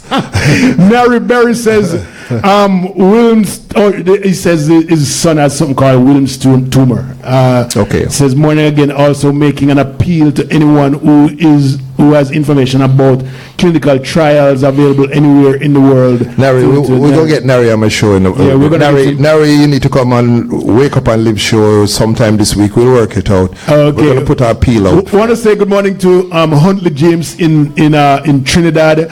Karine only says, very proud of your success and even more happier to have shared yours. Thank you very much, Huntley. Amima talk. Oh, all right. Jesus. Marlon Huntley. Karine, good morning to you. Denise Grant, she's running for office for Lauderhill. Good morning. Lauderhill is Lauderhill, right? Yes, Lauderhill. Good morning, yes. Denise. And she was supposed to be here this morning as well. Really? I set up so that if my friend not come this morning, may I have Denise on the show this morning. Denise, let me text you the address right because there's no fritters here, Denise, and I'm leaving. Valerie, good morning to you. Good morning, Rosemary Booth. Hey, Rosemary. We have Rosemary. You know Rosemary. Oh, of course, we know Rosemary. Yes, everybody knows Rosemary. We all love Rosemary. It's not a matter of no Rosemary. Yes. While we're doing this, CaribbeanDayofGiving.com, that's what this morning is all about. We're trying to raise funds. And, of course, the two organizations that I know of is Food for the Poor and CTO. That's Caribbean Tour. I worked with CTO for years. Yes. CTO as a member of CHA, Caribbean Hotel Association, for years, and we worked with the CTO. And we have to do this, folks. We have to do this. We cannot. Even $1. We cannot leave these islands without any assistance. $1. $1. Anything that you want. $1 because them are holler. Yes, you understand? they really are. They really hollering down there. I love to say. Everybody hit share. I bought food. If I bought food for 2 weeks and 6 months left to go, what before happens? you can get what really happens? So even we're here and I know that things tight and thing, but give if you can. Good morning, Claudette Coleman. Good morning, Donna Hernandez. Good morning, Donna. Good morning, Stephen Deans. Hey, good morning. How are you, my friend? I wish Stephen Deans. Stephen Deans, a real deal. Uncle one Stephen Deans, no. Is it Deans or Dean? What are they? Dean's a man, man. Oh, okay. He thinks I can't read now. Oh my gosh. I'm not coming back on your show because my mother sent me to school. Yeah, that's all right. What school you went to? Stephen, good morning to you, Steve. Oh, because his name's Stephen. You finally get the click. I finally get the click. We are going to have Marlon Hill on in a few minutes. So I'm going to give him a call. Talk to your clients or your friends online for me. So, which is about bailout. So, what I'd like to encourage all those on the Rotterbox page to do, or the Sir Rockwell page to do, may I beg you, go to CaribbeanDayofGiving.com. CaribbeanDayofGiving.com. If it's even $1, and then put it in the chat room that said done. That's all you do. Just said done. We'll take the $1. And because Monday is going to be the fundraiser for Sir Rockwell, and I'll take $1 too. But we're on the Saturday morning fix with Leo Gilling.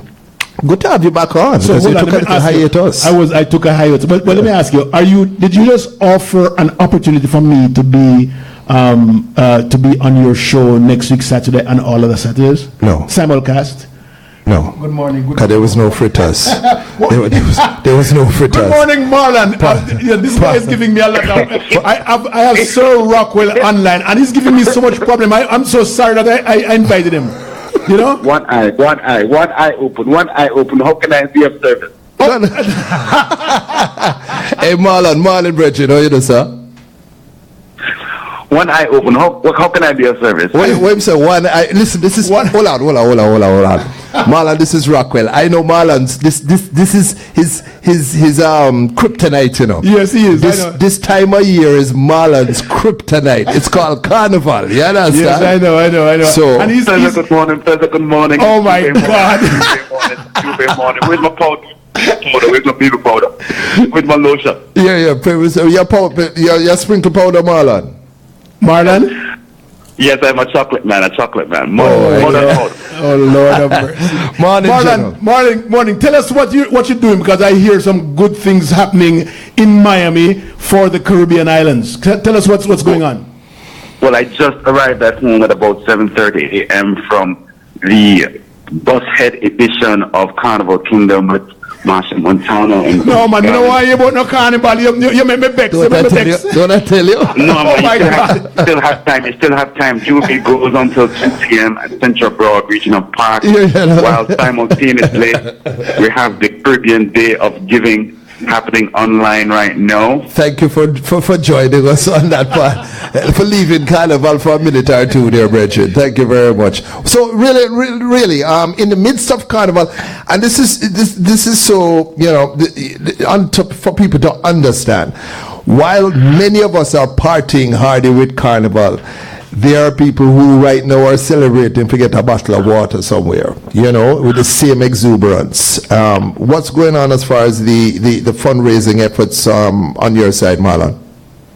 Well, I think it's very important for us to kind of put our lives into context, because our culture has always sustained us through times of challenges, through slavery, across the Atlantic Ocean, through hurricanes, through earthquakes, through political upheaval. Our culture, our music has always been the one thing that bonds us through those challenging times.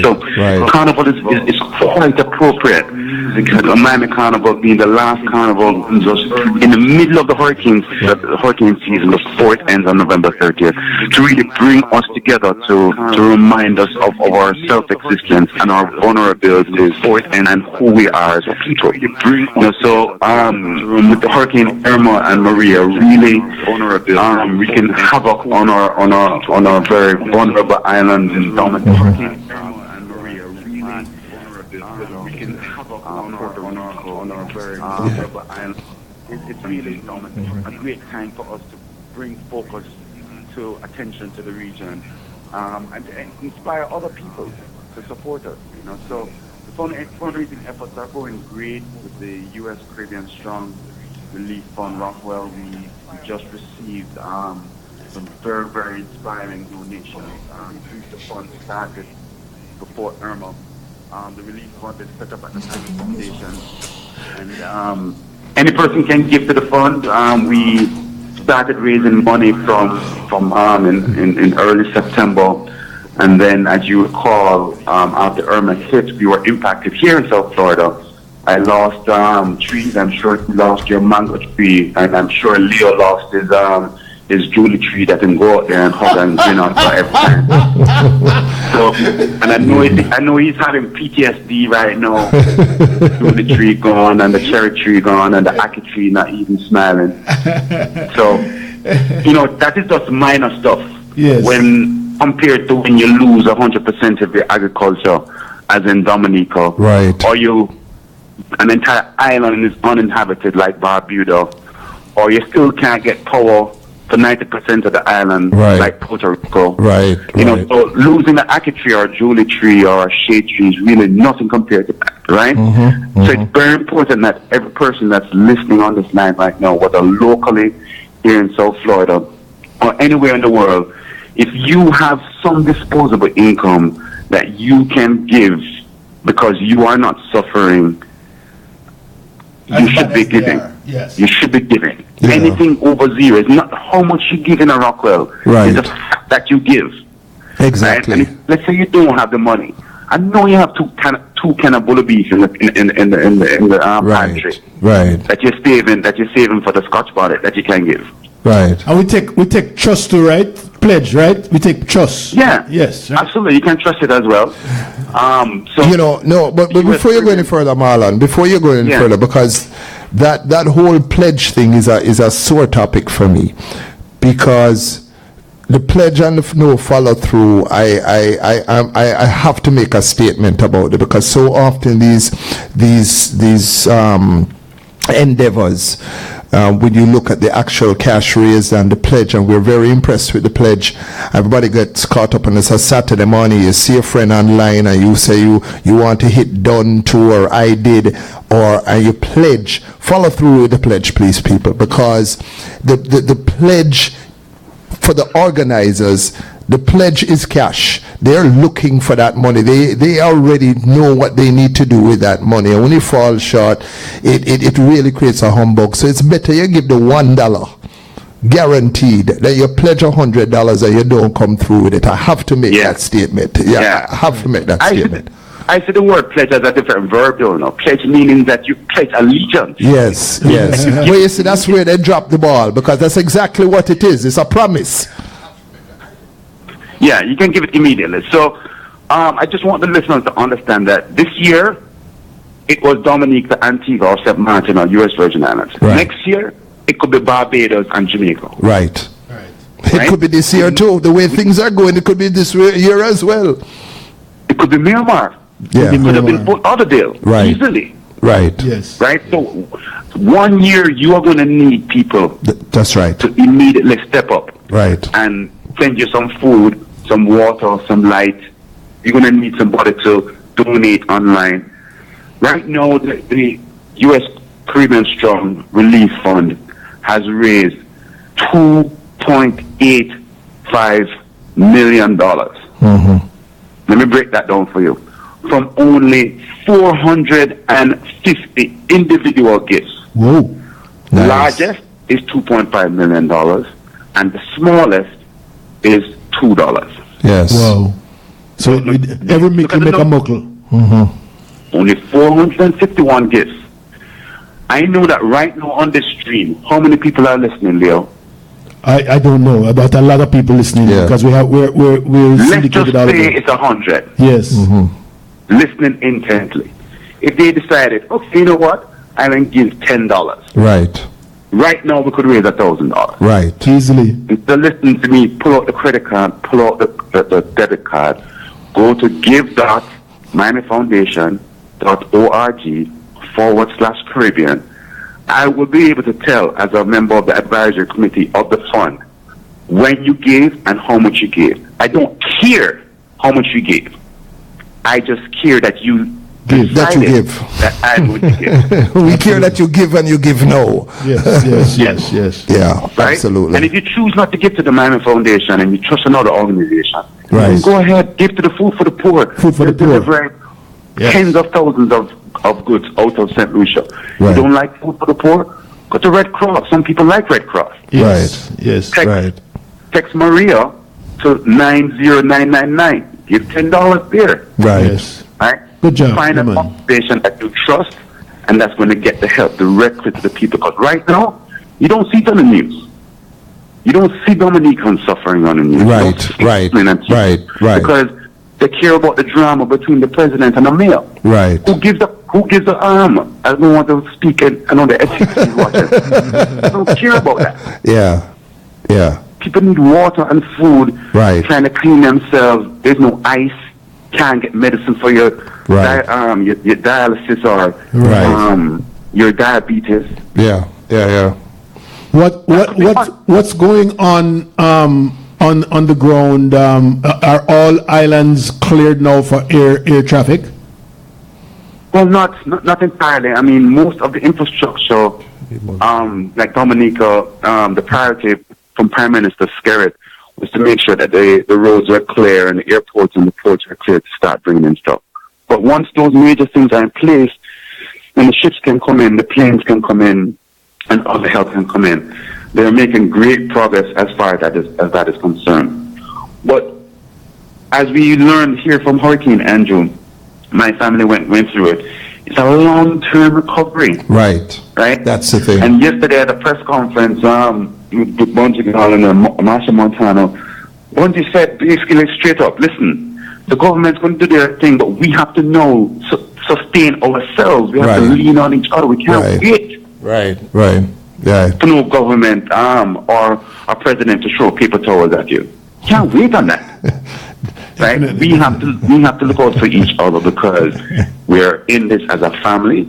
Yeah. Whether you live in Lord Hill or whether you live in Roseau or you live in the next capital. Right. Marlon, it's so nice to hear you, my friend, and I know that last night would not have happened without you, and because you are the man in the front and leading the charge with the bands and everything. Tell us what happened last night, or is it a secret?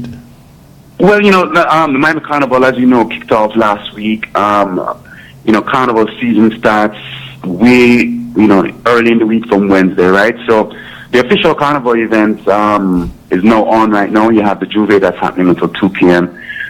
And the Carnival organization has already pledged $5,000 minimum to go to the U.S. Caribbean Strong Relief Fund. We're asking every patron that goes to an official Carnival event, including today and tomorrow at the Parade of the Bands, to donate a minimum of $1 when you walk in. Right. So if 15,000 people walk through the door and remember to bring $1 immediately, how much money is that? Right. $15,000. Leo can't figure that out. I don't have that kind of math brain. He didn't go to Wilmers, so it never is all right. I'll do it for you. It's $15,000, Leo. I went to Wilmers. What if it's $5 they give? Right. So they're going to be lock boxes at the door, being manned by security and goodwill ambassadors from Miami-Dade County. Put money in the box. That money is going to go directly to the U.S. Caribbean Strong relief fund. And how do you know and trust that it's going to be received? Right. Why? Because that's the question. Funded, and we're going to report back to you when money came in. We're going to report back to you when money went out to whom. We're going to report back to you when it was sent to the NGO to deliver the supplies. We're going to report back when the supplies arrived, and we're going to report back when the supplies were delivered to who needed, because that's the only way you can trust the process. Right. People need to see it. They need to say A, B, C, D, E. Food in baby's mouth. Right. Someone just sent me a message, Marlon, and said if every day for the carnival celebration you drink one less drink and donate that money. And I mean, as simple as you take it, I mean, Marlon used a number of 15,000, but we're looking at a 5-6 day spread when you look at events starting from Wednesday night. A $6-7 drink each day. If everyone participating was to give that, just take one drink less. Just one drink less over the celebration and give that $6 or $7 times 5 days times 15,000 people. That's some good money going down there. That's a good money. And painless. And painless. Another way to look at it is that the person who you buy the drinks from, that company, makes a commitment to return X% of the proceeds back to the fund. Right. So what we're asking, if you're having an event or you're a business that's benefiting from the economic impact of the carnival, you receive an infusion and then you flip around, turn around and make a contribution. Pay it forward. Right, that's what we're asking people to do. So cool. Tomorrow is the parade of the band at Miami-Dade County Fairground. It's a big day. My biggest tip to you guys, if you're coming down to the carnival, anyone listening who wants to take in the energy from the event tomorrow, we're expecting Wyclef and MX Prime, some big stars that are coming out there tomorrow. Please use the off-site parking location and the hospitality shuttles. If you remember anything I say about your carnival experiences, about the Lauderdale Performing Arts Center, park your car, get a complimentary drink, go on the bus, in the AC and the Wi-Fi, drop it right in the carnival throughout, bypass the traffic congestion. You will thank me later. Yes. Go to Golden Glades, park your car. They run every hour on the hour from 9 a.m. to midnight. And the big thing about it, it's free. So now that it's free, I don't have to spend any money on gas. And you don't have to spend any money on stress. And you don't have to spend any money on XYZ. What could you do with that money? I wonder what you could do with that money, Marlon. Exactly right. Marlon, give us the... Go ahead. Yeah. I was saying to give us the information as to where to give. Yeah, so where to give, right? So I can only be responsible for what I'm responsible for. So we have the U.S. Caribbean Strong Relief Fund housed at the Miami Foundation. The direct link, listen carefully, very simple.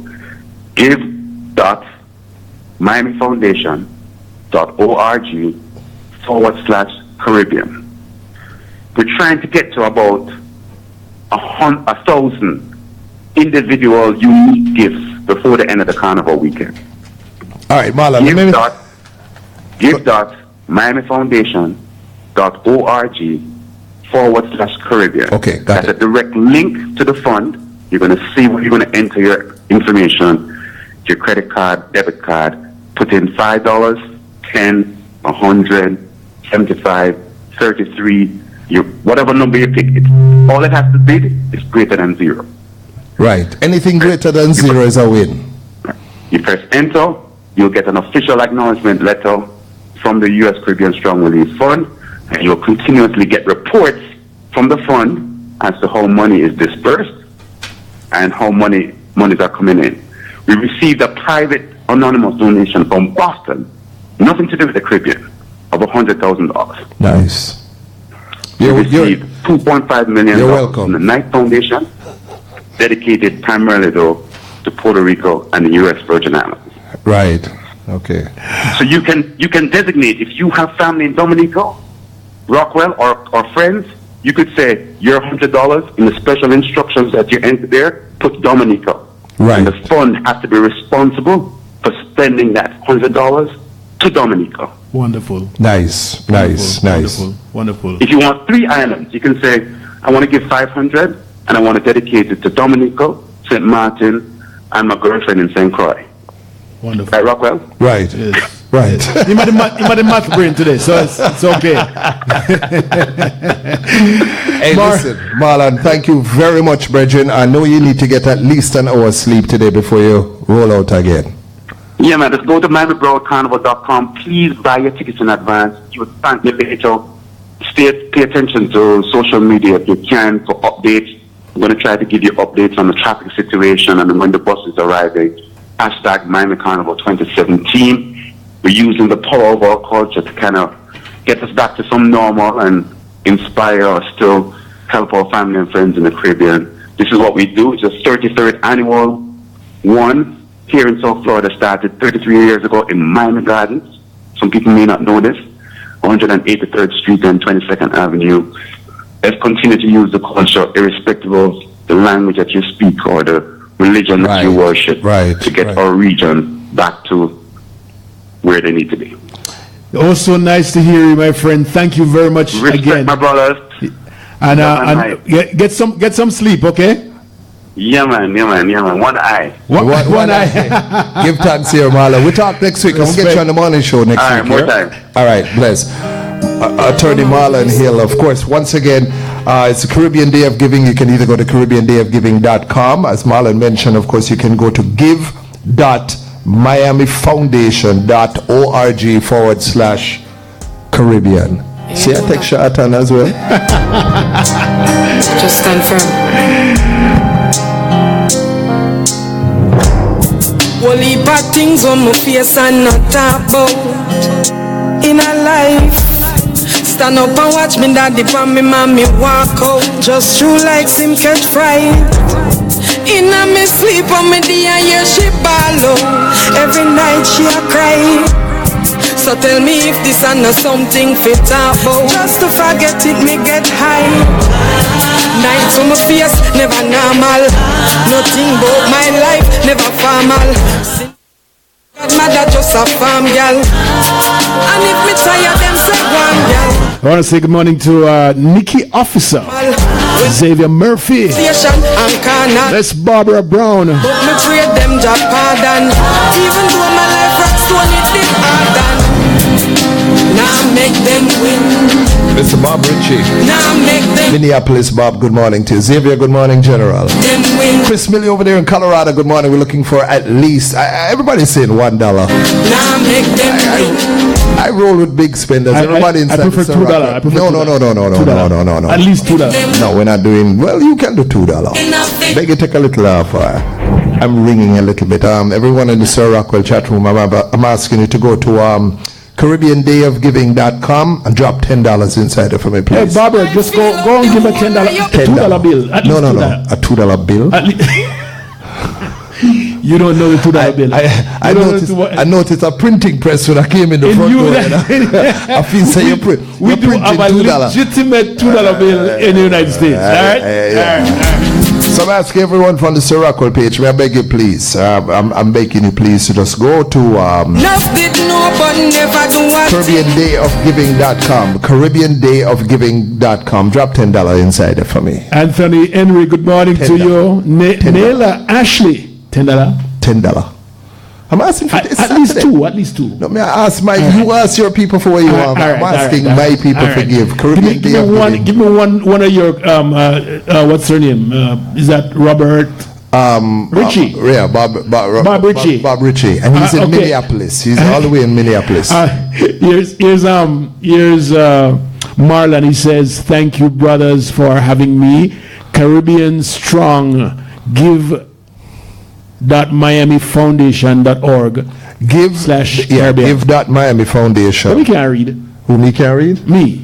No, I tell you. It says CaribbeanDayofGiving.com or give.miamifoundation.org/Caribbean. And those are the two places that we want you to go and give. If you want me to write it pan somewhere, and you'd have to do it on yours. Caribbean dayofgiving.com, or Marlon's is give.miafoundation.org/Caribbean. Are you saying that they won't understand me? If I write, I am saying that they are not understanding you. Okay, sorry. Okay. About 40 minutes or so to go, and when you finish, you just drop down in the chat room, please. Jamaica Diaspora Immigration Task Force says, listen and donate to hurricane relief today at CaribbeanDayOfGiving.com. That's very nice. I think her name is Miss Pinnock. Rosalie, good morning to you. Bob Richard, good morning to you. I am precariously perched on this phone thing, so I want to see if I can. Empress Marcia, good morning to you. Julene, good morning. Ian Sweetness, good morning. So Mr. Phil Watkins, good morning. Della T, good morning. Floyd, good morning, General. Salute for Floyd. Floyd is a first responder and a second responder. What is a second responder? He's a first responder here as a police officer, and he also serves in the military. So the second responder would be the assistant to the police. That assistant to the police? Are the ones who are retired. Flight is the first responder and second. DJ Chemistry, Jackie, good morning to you. Marlon, good morning to you. Marlon, of course, Visions Man. Kevin's down in Ocharias, formerly of Ocharias. Man, I'll put your business out there, Brechin. But, you know what I almost did a while ago? Yeah. 954-828-22. Oh my God. You wouldn't get away with that one at all. Force a habit. Now, if you're curious about the songs that we're playing in the background and why it's the same set of songs that we're playing in the background, these songs are part of the songwriters competition that is going on down in Jamaica, and it's really a novel idea how they've done it. What they did is they gave the first line. Is that correct? Yes, the first verse. Mm-hmm. And this is the brainchild of a number of people, but Mikey Bennett is involved. And what they have done is they gave the first verse, and then each competitor has to come in and write another verse in the song. So we're listening to. Can you ease and squeeze for me, please? Yes, this young lady is Keisha Firm. Yeah. Now, take some time while people are pulling out their credit cards and making their $100 donations. You gone up to $100 now? Listen, pre-sold tickets, early bird tickets, pre-sold tickets, and what I'm saying about the door, more at the door, right? So as we get to the door now, it's more at the door. We start off at $2 now. By the time we finish, it's going to be $150 now. Donations when we finish. All right, so explain this to me now, Leo. The first verse, do you have the first verse that was given to them? Yes. To start with. We can play that right now. Okay. We're going to play that. And the name of the track is what? Do you deserve to be loved? You deserve to be loved. Okay, yes. so what they did was, hold on, selector. All right. So they gave the contestants the first verse to kind of get a feel for what the song is about and where it should be. And the first contestant was Keisha Firm. No, the first contestant on this particular one was Oshin Wang. Oshin. So let's start with Oshin. You want to start with Oshin Wang? Oh, no. This is the first verse, which was the verse that was given to them. Oh, that's the first verse. Here we go. Okay, so that's this one. So this was given to them as kind of the basis for the song.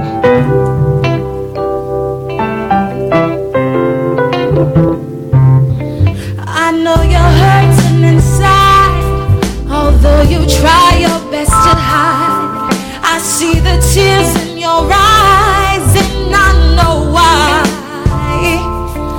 God gave no one the right to ever beat you. Really nice song, right?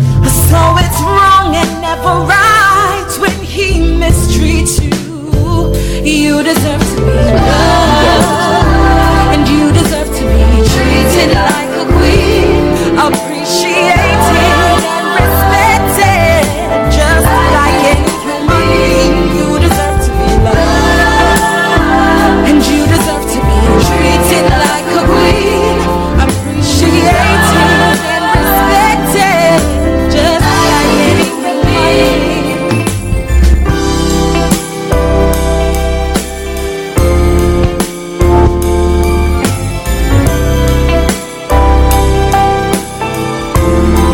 young lady goes by the name of O'Shane Wong, right? 22 years, me I cover it. So where it went blank now, that's where the next contestant is supposed to come in and write Their verse. Yes. And we have so Nari. the next person, You want to do Nari? So the next verse came from Nari, who we just spoke with. Here's Nari. So this goes from the beginning again, right? Yes. So this is Keisha Firm and Nari. This is Nari Berry. This is Nari Berry, and that was. Although you try your best, we're gonna do Ocean One I next. see the tears in your eyes, and I know why. So this is Keisha Firm, the first one that you heard. I gave no one the right. And then they added in the second verse, which was done by Nari Berry. So it's I'll remember that one day. right when he mistreats you. You deserve to be loved, and you deserve to be treated like a queen. Appreciated and respected, just like any human being. You deserve to be loved, and you deserve to be treated like a queen. Appreciated and respected, just like any human being. I know you're hurting inside, shouldn't have to swallow your pride. You're a queen in every right, and I tell you why. Hey, you are a beauty for the God of creation. Every woman me I beg you to stay strong. I know without you said me life couldn't be. This is Nari Berry. My majesty, so darling, never make nobody come and beat you. Never make them take advantage, never mistreat you. No, the premise behind this song is that they're creating. You deserve to be. Is to kind of bring awareness for the domestic violence and sexual abuse and violent abuse and I have to say this, Ron Machette, I have to put this out there, Ron Machette is involved with this whole process, because if the radio stations aren't playing these songs, they might as well don't record them, Absolutely. We just got some brand new news, a news flash across my phone here. It says Caribbean Food Delight just donated 10,000 via Caribbean Day of Giving. Nice. Oh my gosh, that's pretty good, right? Nice. CaribbeanDayofGiving.com. Caribbean Food Delight. With that $10,000, would there be any fritters donated to? Just Patty. All right, Patty donated to Leo Gilling studio, please. We will take donations of breakfast this morning. Yes. Ackee and saltfish and fried fritters. At this time is more like lunch. But we'll tell the Ackee is one of those dishes that is 24 hours a day. Ackee for lunch. No, Ackee is breakfast food, lunch food, dinner food. It's just what you pair it with. All right, so that's Nari Berry. So that was verse 2, right? That's the second verse. Now we have a third verse, right? No, we're gonna do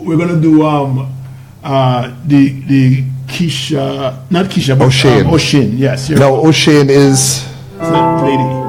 Right, but where does this fall in the song now? That's the third. That's what happened is it's a brand new song, so each one will take the song and put their own verse to it. Take the first verse and add their verse. Right? So okay, so full song. So Keisha Firm is the first one. No, Nari Berry is the first one, and then O'Shane is the second one. So where does Keisha Firm come in now? Keisha's song was this an example? Yes, that she's overall gender-based violence thing, right? Okay, that song that we played for her. Okay, right. All right. But so Nari is but they start with the sing J in the beginning. They start with the song. I forgot the name of the lady. Could you tell me? She's listening. The name of the lady who sings the first verse of the song. Rosalie, tell me what the name of that lady who sings the first and verse. then Larry Berry comes in and doing DJ sing J, and then O'Shane now has the verse after that. Right. See, it only took me 2 hours to figure this out. I tell you, and tell me say him have the maths brain, and I tell you, Jesus, I think that he was at. I think he was at the thing the last night. I was in Marlon. I know you're hurting inside, although you try your best to hide. I see the tears in your eyes, and I know why. God gave no one the right to ever be true. I want to say good morning to Denise Cameron. So it's wrong and never right when he mistreats you. You deserve to be loved, and you deserve to be treated like a queen, appreciated and respected, just like it can be. You deserve to be loved, and you deserve to be treated like a queen, appreciated and respected, just like it can be. Every day and every night. It's the same. He says that he's sorry and that he never ever do it again. But just like before, I know that he's just pretending. Can't you see that you're caught up in a game that has no happy ending? Even though you know that it's wrong, you still try to be strong. And each night you pray to God for the strength to carry on. And you deserve to be treated like a queen, appreciated and respected, just like it. Name of the track is You Deserve to Be Loved. And you deserve to be treated like a queen, appreciated and respected, just like it. On what we here in South Florida call a carnival weekend, but many around the Caribbean is they're looking at it as just another day, wondering where water and food is going to come from, you know. So we can't forget those, because in times of need, those people might forget us, and that's just not the way we were.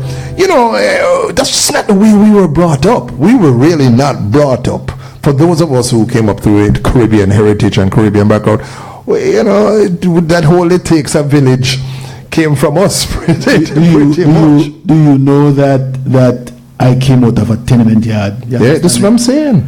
Where I can tell people right now, where I came out of, 5 of us were in one room. No, I'm not one bedroom place now. One room. Yeah. And yes, you know, me sleep aground. Yeah. If you never sleep aground, you're missing your life. It's best experience ever. Yeah, but that's best when you're in 4, 5, 6. They reach a certain age. It's not the sleeping around, you know. It's the getting up. When they get older, they get up very hard, you know. But you know, I can pretty much brag about that at this point in time. Right? No, but we are a product of where we came from and the experiences that we have gone through, and oftentimes those are the experiences that have made us better people. It should have. Yes. Some of us unfortunately forget where we have come from and what we have gone through and what our parents and grandparents have gone through. But it's you know, it's funny, because not funny, but someone said to me the other day when we were talking about this whole situation, and he said to me, "Rockwell, you see how life's strange?" He says, we are concerned for people who don't have light and water.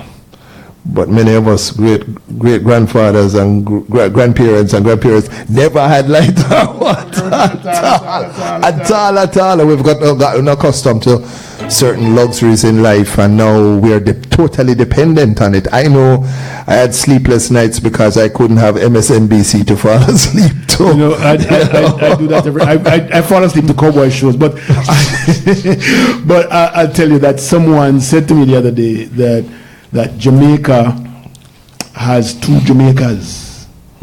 There is the uptowners, and the haves and the have-nots. And there, yes, and there are the persons who live in depressed neighborhoods with dons. Yeah. And those people are the ones mostly affected by. I'm not so sure where that call is coming. It's my phone. Yeah, oh, it's my phone. Oh my gosh, I didn't even realize that. It never go with mice. There's a gentleman here by the name of Clifton Campbell, but I won't pay. Yuya, is that it? Yuya, hello Yuya. Yeah, but listen, the thing is, so there's this second Jamaica where people are in depressed neighborhoods. For example, Salt Spring, Montego Bay, Flankers. There some parts of Clarendon. These places are run by dons, and the mentality of the people are totally different from you and I. Talk to me. What? Totally different.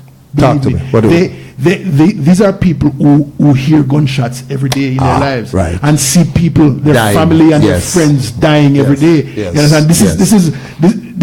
Their mentality is totally different. Yes. Yeah. And let me tell you, businesses don't go into these neighborhoods. Right. You will not find an established business moving in there. So they have to come out, either do without or go look for it. I'm telling you, there are people who, if they leave that neighborhood 8 o'clock this morning and they get to work and they're at work until 6 o'clock in the evening, the fence block already. They can't go back in that community. And it's their community. And after them own community, they can't go back. Yeah. So they have to stay over until the next day. So, and that's number 2. Number 3 is the one that I like. The country people them. People them will live up in the cockpit country, and the people them will live St. Mary and Westmoreland, and they're not really in any depressed neighborhood. Yes, then you can just go there and do your thing and you're all right. So there, to me, she says 2 Jamaicas, but I see 3 Jamaicas. 3, yeah, and there are those who it doesn't matter at all because they live in an area that is protected. They have what they want. That's the one. That's number 1. That's exactly right. So we are very fortunate, one, to have left the island and come to a place where we can probably see our breakfast tomorrow and so forth. Except for this morning, there was no fritters. You play a tune? You play a tune. You play a song key. You play a singer song key. Once again, folks, we're encouraging you to go to CaribbeanDayOfGiving.com and give whatever you can. Of course, we had Marlon Hill on earlier, and of course, the organization that he's supporting is Give.Miami Foundation. That's give.miafoundation.org/Caribbean.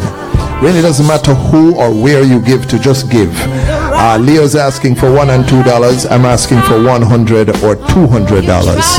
Notice how it going. I'm the good guy. Good guy, bad guy, right? So you notice.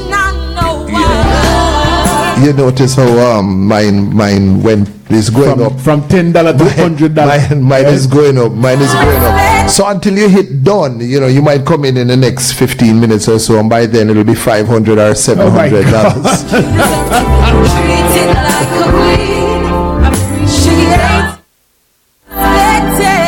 Them come at the party too late. Yeah, when you get to the dance late, it's $40. The tickets pre-sold at $10. You get to the gate, it's $40. Drink price has gone up to $15-20 per drink prices. So you come late. Never ever do it again. But just like before, I know that he's just pretending. Can't you see that you're caught up in a game that has no happy ending? Even though you know that it's wrong, you still try to be strong. And each night you pray to. I told you. She says the name of the singer is Minori Russell. She did mention that, Minori Russell. I don't think that you're listening carefully this morning. Yeah, no. Saturday morning. Are you awake? No. Normally Saturday mornings I'm on the tennis court for 3-4 hours, which is a brainless thing. Oh my God! So I took you away from the tennis court. Yeah, I took me away from it. Yes. Just but it's a worthy cause. Oh, okay. Cause. I was about to say worthy cause. Me say me first, you. I love these songs. They're so smooth and very R&B-ish. Very R&B-ish. Jamaica's R&B. Exactly. Yes. Of course, if Mikey Bennett is involved, you don't expect anything less. Production. No man is I have to give a lot of props to Professor Rosalie Hamilton. This is what you want to say. Yes, Mikey Bennett good. But big props to the prof. She gooda.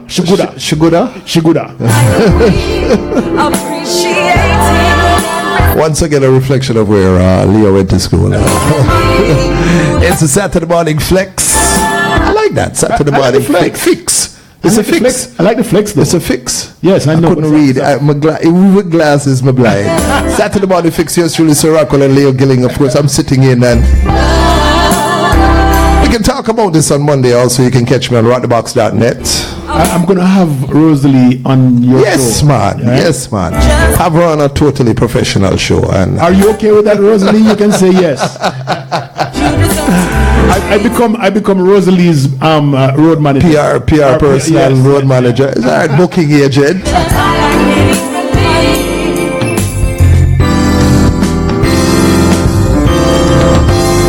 Mr. Donovan, good morning. So Tony Carr, good morning. Of course, the legendary Tony Carr out of the DC area. Yeah, the big man himself, huh?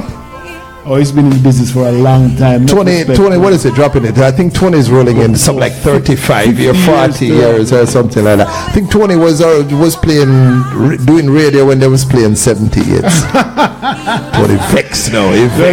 Tony, I don't take it personal. He's not on his own today. He didn't get his flitters. It's funny. I'm about to call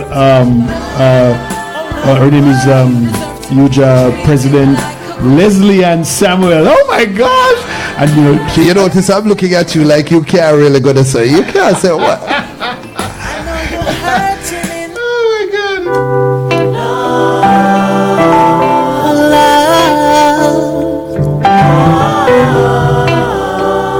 She should be loved. I know you're hurting inside. Although you try your best to hide, I see the tears in your eyes and I know why. God gave no one the right to ever beat you. So Leslie, and I know that you're there, don't say anything yet. So when I called you just now and you answered, I said, hi baby, how are you? I have a guest in the house. His name is Sir Rockwell, Stephen Warner, and him look for me like say, listen, what is man about there? I could leave the room and turn off the lights. I'm just one of many. You know what? As long as you know you're good, okay? Oh, yeah. Good morning, Leslie and Samuel. Good morning, Leo Gilling. Yes, and we have Stephen Warner, Sir Rockwell. Say Sir Rockwell. Yeah. Sir Rockwell, good morning. Good morning, my dear. Good morning. And I know you're in the thick of things in New York this morning on Diaspora Day of Giving, right? Oh my goodness, big things are happening. No. You're supposed to say big things are gone. Gone. Sorry. Yes. So what? Yes, so give us a rundown of what's going on. I just got a WhatsApp that they got a $10,000 donation. Wow, very nice. From Caribbean Food Delight. Isn't that wonderful? Yes. That is great, yes. Great. Yes. Truly. Yes. So he asked you a while ago what is to give him the temperature of what's going on in New York, aside from the $10,000.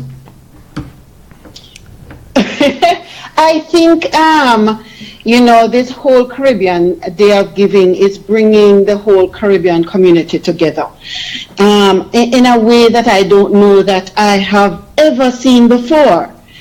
And so I think that is a truly, truly wonderful thing. You know, as folks from the Caribbean, we have a tendency to stay in our own space, you know, our own country, and focus on only our people. Whereas this initiative is really just it's not about that at all, but rather taking care of our brothers and sisters. You know what I mean? Definitely. And so no matter, whether it's $5 or $10, the fact is that we're all kind of just putting our little one-man caucus together to take care of each other, and we just can't do enough of that. So I am seeing this as the beginning of a wave that I hope continues for a long time. That we don't need a hurricane or a natural disaster for us to come together like this. But that it spurs just kind of a general level of cooperation and support for each other that continues for a long time. Definitely. No, Leslie Ann, if you could expound on the whole fact of long term, because even though we're doing this today, the rebuilding effort, the refurbishment, oftentimes we look at an island like Barbuda, it's definitely a from scratch beginning.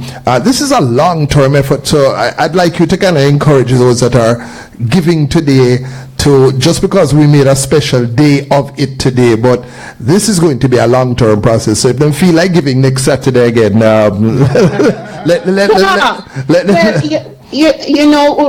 we need to think about doing this over the entire next year to come, is the way I see it. Right. And certainly we need to do another celebration, I'll call it, like this, perhaps on October 6th next year. Right. Because guess what? We will only have just begun. Exactly. To start to rebuild our islands. It's going to take a long time, and I remember when hurricane, the one that hit in Houston, Lord, I've lost track of all the names. Harvey. Yes, when Harvey hit, I said, listen, guys, there's lots of initial fervor, to giving. I said, but let's be real. All right, but we need to be giving for a while to come. All right, so take a deep breath. Give what you can, but know that we're coming back. We have to come back. Right. It cannot be just this one-time injection thing. That's not going to be enough. It has to be sustained over at least the next year to provide that start that is going to be needed to rebuild.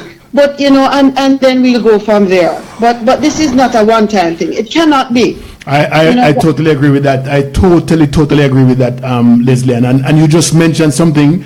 It reminds me, this kind of devastation reminds me, and it's taking me back a little bit. It might not be the same amount of people, but it's the same amount of damage in 9/11, and that always stays in our mind. This October 6th. Yes. So I mean, we need to do this again October 6th or 7th next year, where so that we can use this as a means of galvanize and to make sure that we keep in touch, not just through a hurricane or earthquake or whatever the devastation is, but just to keep in touch.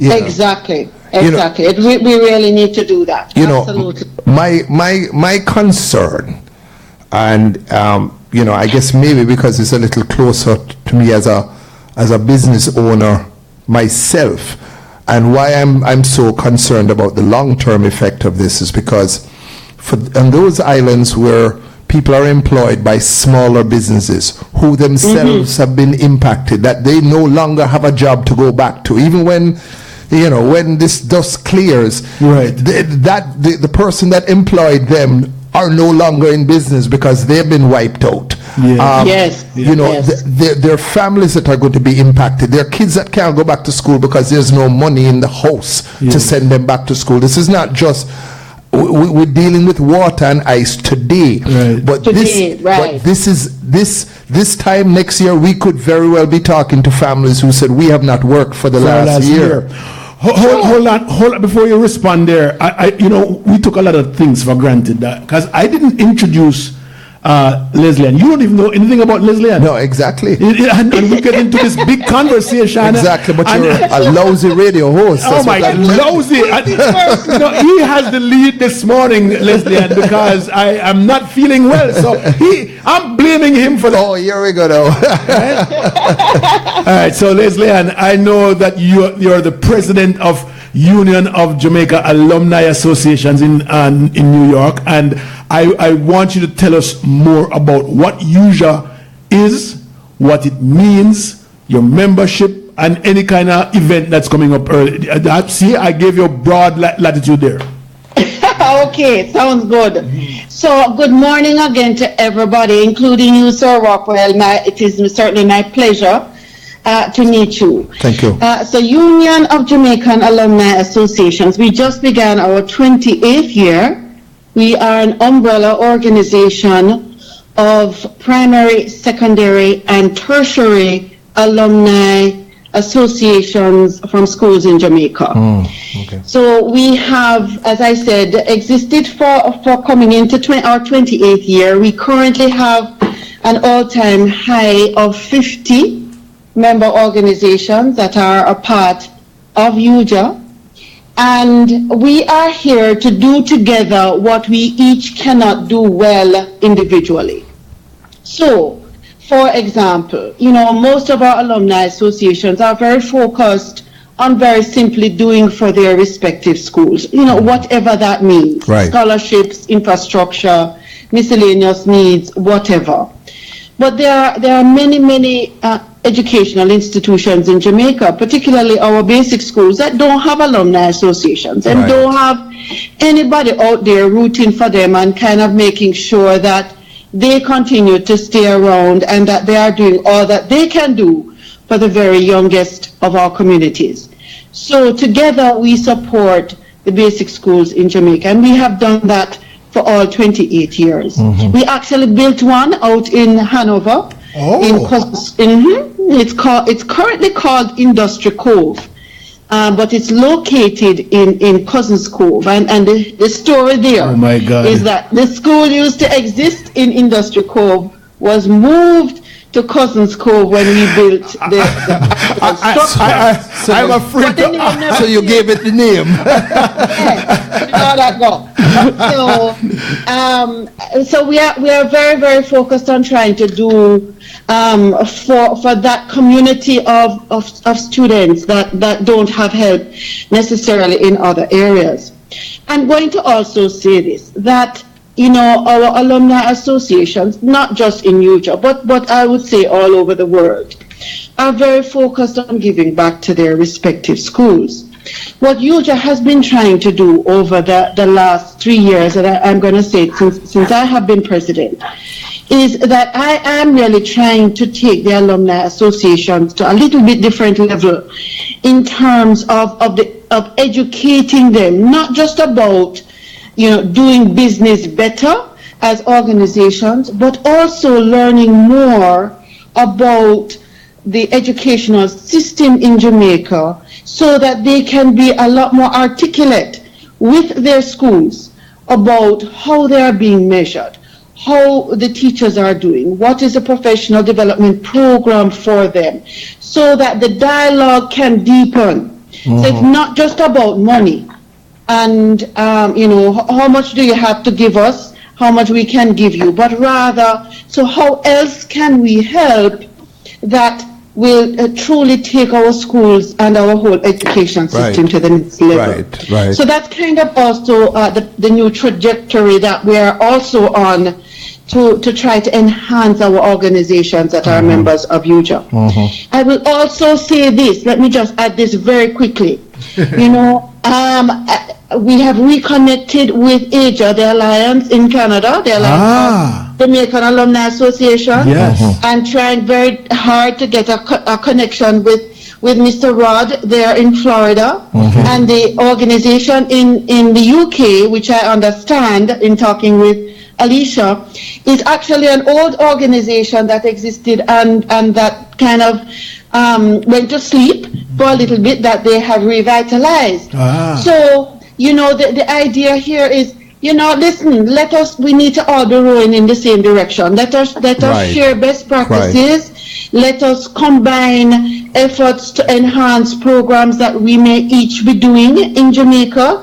Let's do some things together. Because, again, y'all put together one cocoa, make the basket bigger. Full up here. Right. Yes, me know. Fill it up. Me try to create my own thing. So, it's all about sharing. We are not at all concerned about having ownership of anything. This is all for the good of us all.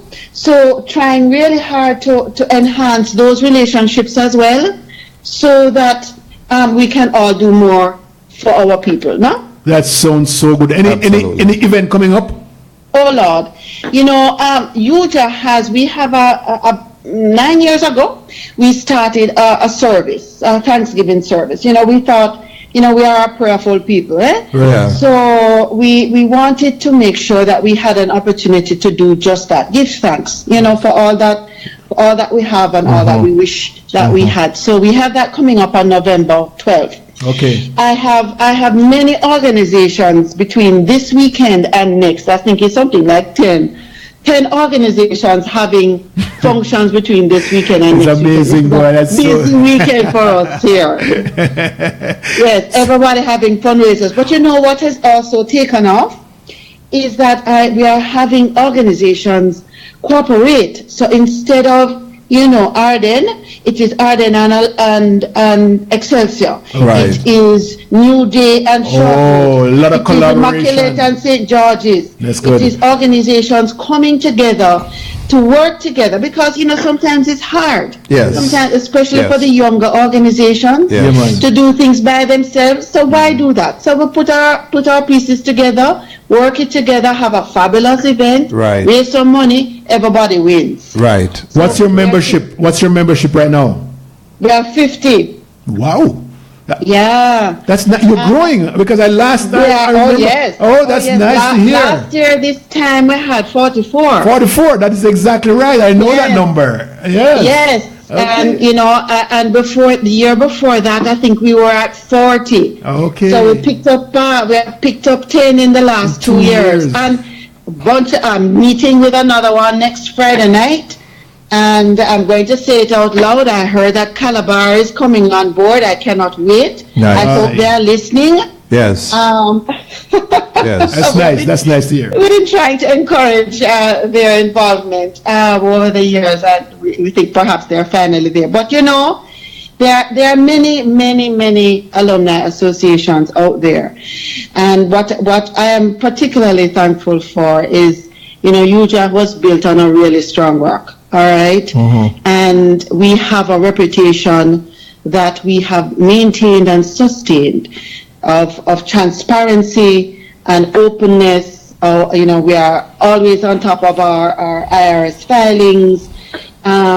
We have board meetings and general meetings where we are very open with all of the business of UJA, so that everybody is on board. And so we're trying to actually do more to share our good name. Okay. The word is getting around, but you can always do more. Right. Absolutely. Of that. Yes. Absolutely.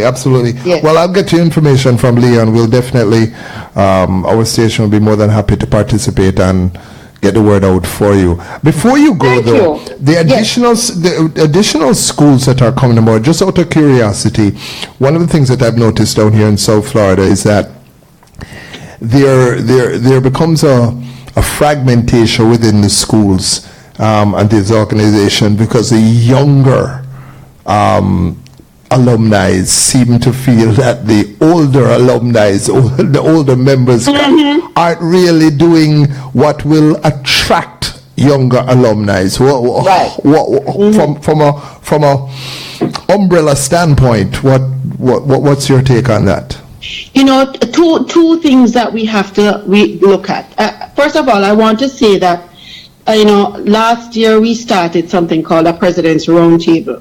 Because, when we meet at general meetings, we are doing business. It's all business. And the membership really did not have a chance to get to meet and talk with each other. Right. And so we started this roundtable to precisely have these kinds of conversations, because that is in fact what is necessary. And many of our organizations have expressed just that concern about, one, wanting to engage the younger members of the alumni. But on the other hand, I will also say that there is some of that fear and reticence to hand over the reins. Right. There is that fear. And so there has to be a middle ground, okay? The research tells us that our young people generally are not so interested at the earlier parts of their careers in being heavily involved in organizations like the alumni. One, them don't have the time. Two, them don't have the money. They're very focused on career and family. Right. But a little bit later in their careers and lives, they find they have both the expendable money and time. And that is when it is truly valuable for them to join alumni associations. However, that does not mean that we should not engage right from students are preparing to leave high school. Right. That there is an alumni association that they need to be involved, even if it is only to stay connected. Right. Because there will come a time when they can and should give back. Right. So, it's a whole process that we are all learning better how to do. It was a really interesting little survey that we did at the last meeting about, is there something that happens within each of our schools that, right before the students graduate and either go off to university or start working, that they understand that there's an alumni and that they must join immediately. Right. Right. That most of the schools have nothing in place for that. And the schools will tell you that they don't have any resources. So guess what? Alumni need to step forward to see if we can figure out how to fund that. Exactly. Okay, so that's where that process needs to start. Tell us, is the alumni, did you get everybody involved in this Caribbean Day of Giving? Did you bring them out?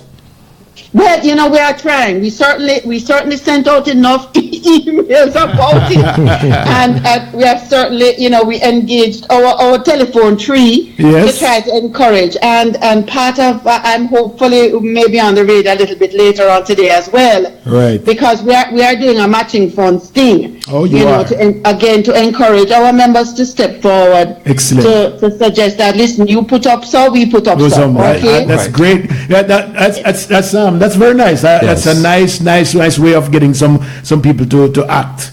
Exactly. Leslie Ann. Yeah. This is where I leave the room. Do you have any? You hear me talk about? You hear me talk about Leslie Ann? Boy. This is where he leaves the room. No. Do you have any questions for us? Is there anything that we can do to help you up there? We're doing what we can right here, but and I'm so happy that I have him in studios. He's one of the better radio announcers out there, and very respected, highly respected, I must say. But what I was going to ask you, can I be your booking manager to be on his ear sometime next week? Absolutely. All right. Absolutely. Good. Part of actually, I'm going to tell you my concern, Leo, and Sir Rockwell. Florida and New York, we're not that far apart. No, not at all. Well, to begin with, Leslie Ann, most of us Floridians came from New York. So. Well, so there now. And the thing is that you are that much closer to Jamaica, right? So we need to find ways to do things better together. Right. All right? Yes. And I know that, when you start going across the country, and going to like California, that kind of far. Right. But sure, listen, man. That's why I drive come over here. That's why I drive come over here. This is a California transplant, okay. All right, that's why I drive come over here so I can be closer. All right. So I don't want to throw out upon me. Because we need to do more, and there's a strong, vibrant alumni community in Atlanta, right in between. Yes. So we need to energize that and figure out ways to do things together, man. Absolutely. This over here and over there, it can't work. So good. We really need to put our heads and hands together. Good. I will be your manager. Don't worry about it. So we'll schedule something for you. Thank you very much for joining us. Nice meeting you, Leslie. Pleasure all mine. Thank you so much for having me, and all the best to your listeners. Yeah, man. And I look forward to talking with you all again soon. Respect. Alrighty. All right, this is the Caribbean Day of Giving, and of course, CaribbeanDayofGiving.com. You can go there and donate for the relief efforts for the various islands in the Caribbean that have been affected by and impacted by the seems like unending. Yes. I mean, we have a list of the islands, don't we? Yeah, jump into the list. Also, give.miafoundation.org/Caribbean. I'm going to say that a little slower. GIVE.MIA Foundation. I'm hoping you all know how to spell foundation. .org/Caribbean, because I can't spell foundation, so we just say it out. This man has been dissing me all morning, so, like the kind of the person next to me. Encouraging you, please give whatever you can. $1, $100, $1,000. We're getting ready to wrap up now, so we're at the $1,000 mark per donation. What was that? Hold on. So the door open. Hold on. All right. What the Bible say? Ask. Oh, all right. Ask and you shall receive. So in go pan radio this morning, go beg, right? In go beg this morning, beg breakfast. And all of a sudden me hear a knock on the door. But from when them knocking and I didn't realize what it was. Yeah, they've been knocking. Smarty send breakfast, come give we. Hold on. Me show them. Give we and me beg, But really and truly, who is it from? We have to thank. Before we come off here, we have to thank them. Do you know who it came from? It's leaking. Be careful. We don't know who it come from, but hold on. There must be a message in there, man. Open it up and see. Hold on. Because I'd really like to thank you very much. Because if some fritters inside there, we're going to. Hope fritters in there. I really do hope fritters in there. It's going to spill mine. To open this thing here, but we can go. No, seriously, whoever it was that sent, I want to thank you very. Laurel Laurel, let me tell you something. Thursdays, I can't miss you on Thursdays. I cannot miss you on Thursdays. All right, so you get patty. You ask the patty, you get patty. All right, Laurel, before you go, the song really is Always and Forever. Not Always and Forever. I was laughing all Thursday afternoon on that. She want Always and Forever? No, Pat Montague was running her what is it? Name that? No, what's the song? What's it? What, Laurel, type it in for me, please. Ackee and saltfish. See the boss. Banana and dumpling. See the boss. But who is it from? We have to be able to. No, you mean you're not business. So you give me a hold on. You give me a patty and plantain, and you take the two breakfast. But easy. Oh, Laurel, what's the name of the segment that Pat does on Thursdays? Where you choose the title of the song. So Pat had it as a song with Always in the title. Always. Oh, okay. So it's Always and was it Always? No, it was Away. Away? Yes, Away. It was Away. A song with the title Away, and someone call in and say, Away and Forever. So Laura so Laura was like, are you sure it's not Always and Forever? Just let the lady say I've been singing it Away and Forever for all this time. Put this over there for me. We're getting ready to wrap up. We're going to wrap up, but we're going to say good day for to everyone, and we hope that and whoever it was that sent breakfast or lunch, thank you very, very much. Leah don't have no brought up say whatsoever, but whoever it was, thank you. Obviously somebody because they know the address to send. That is exactly right. Me buy it. We'll come tomorrow morning from the fritters, Sunday morning. Fritter mix. Fritters mix. Flitters. Flitters. Yeah, What part of Jamaica? You obviously are from Kingston. But of course. Okay. And a good school too. Flitters it name. When we grew up a country, we don't. And now one room with 5 people. One room with 5 people.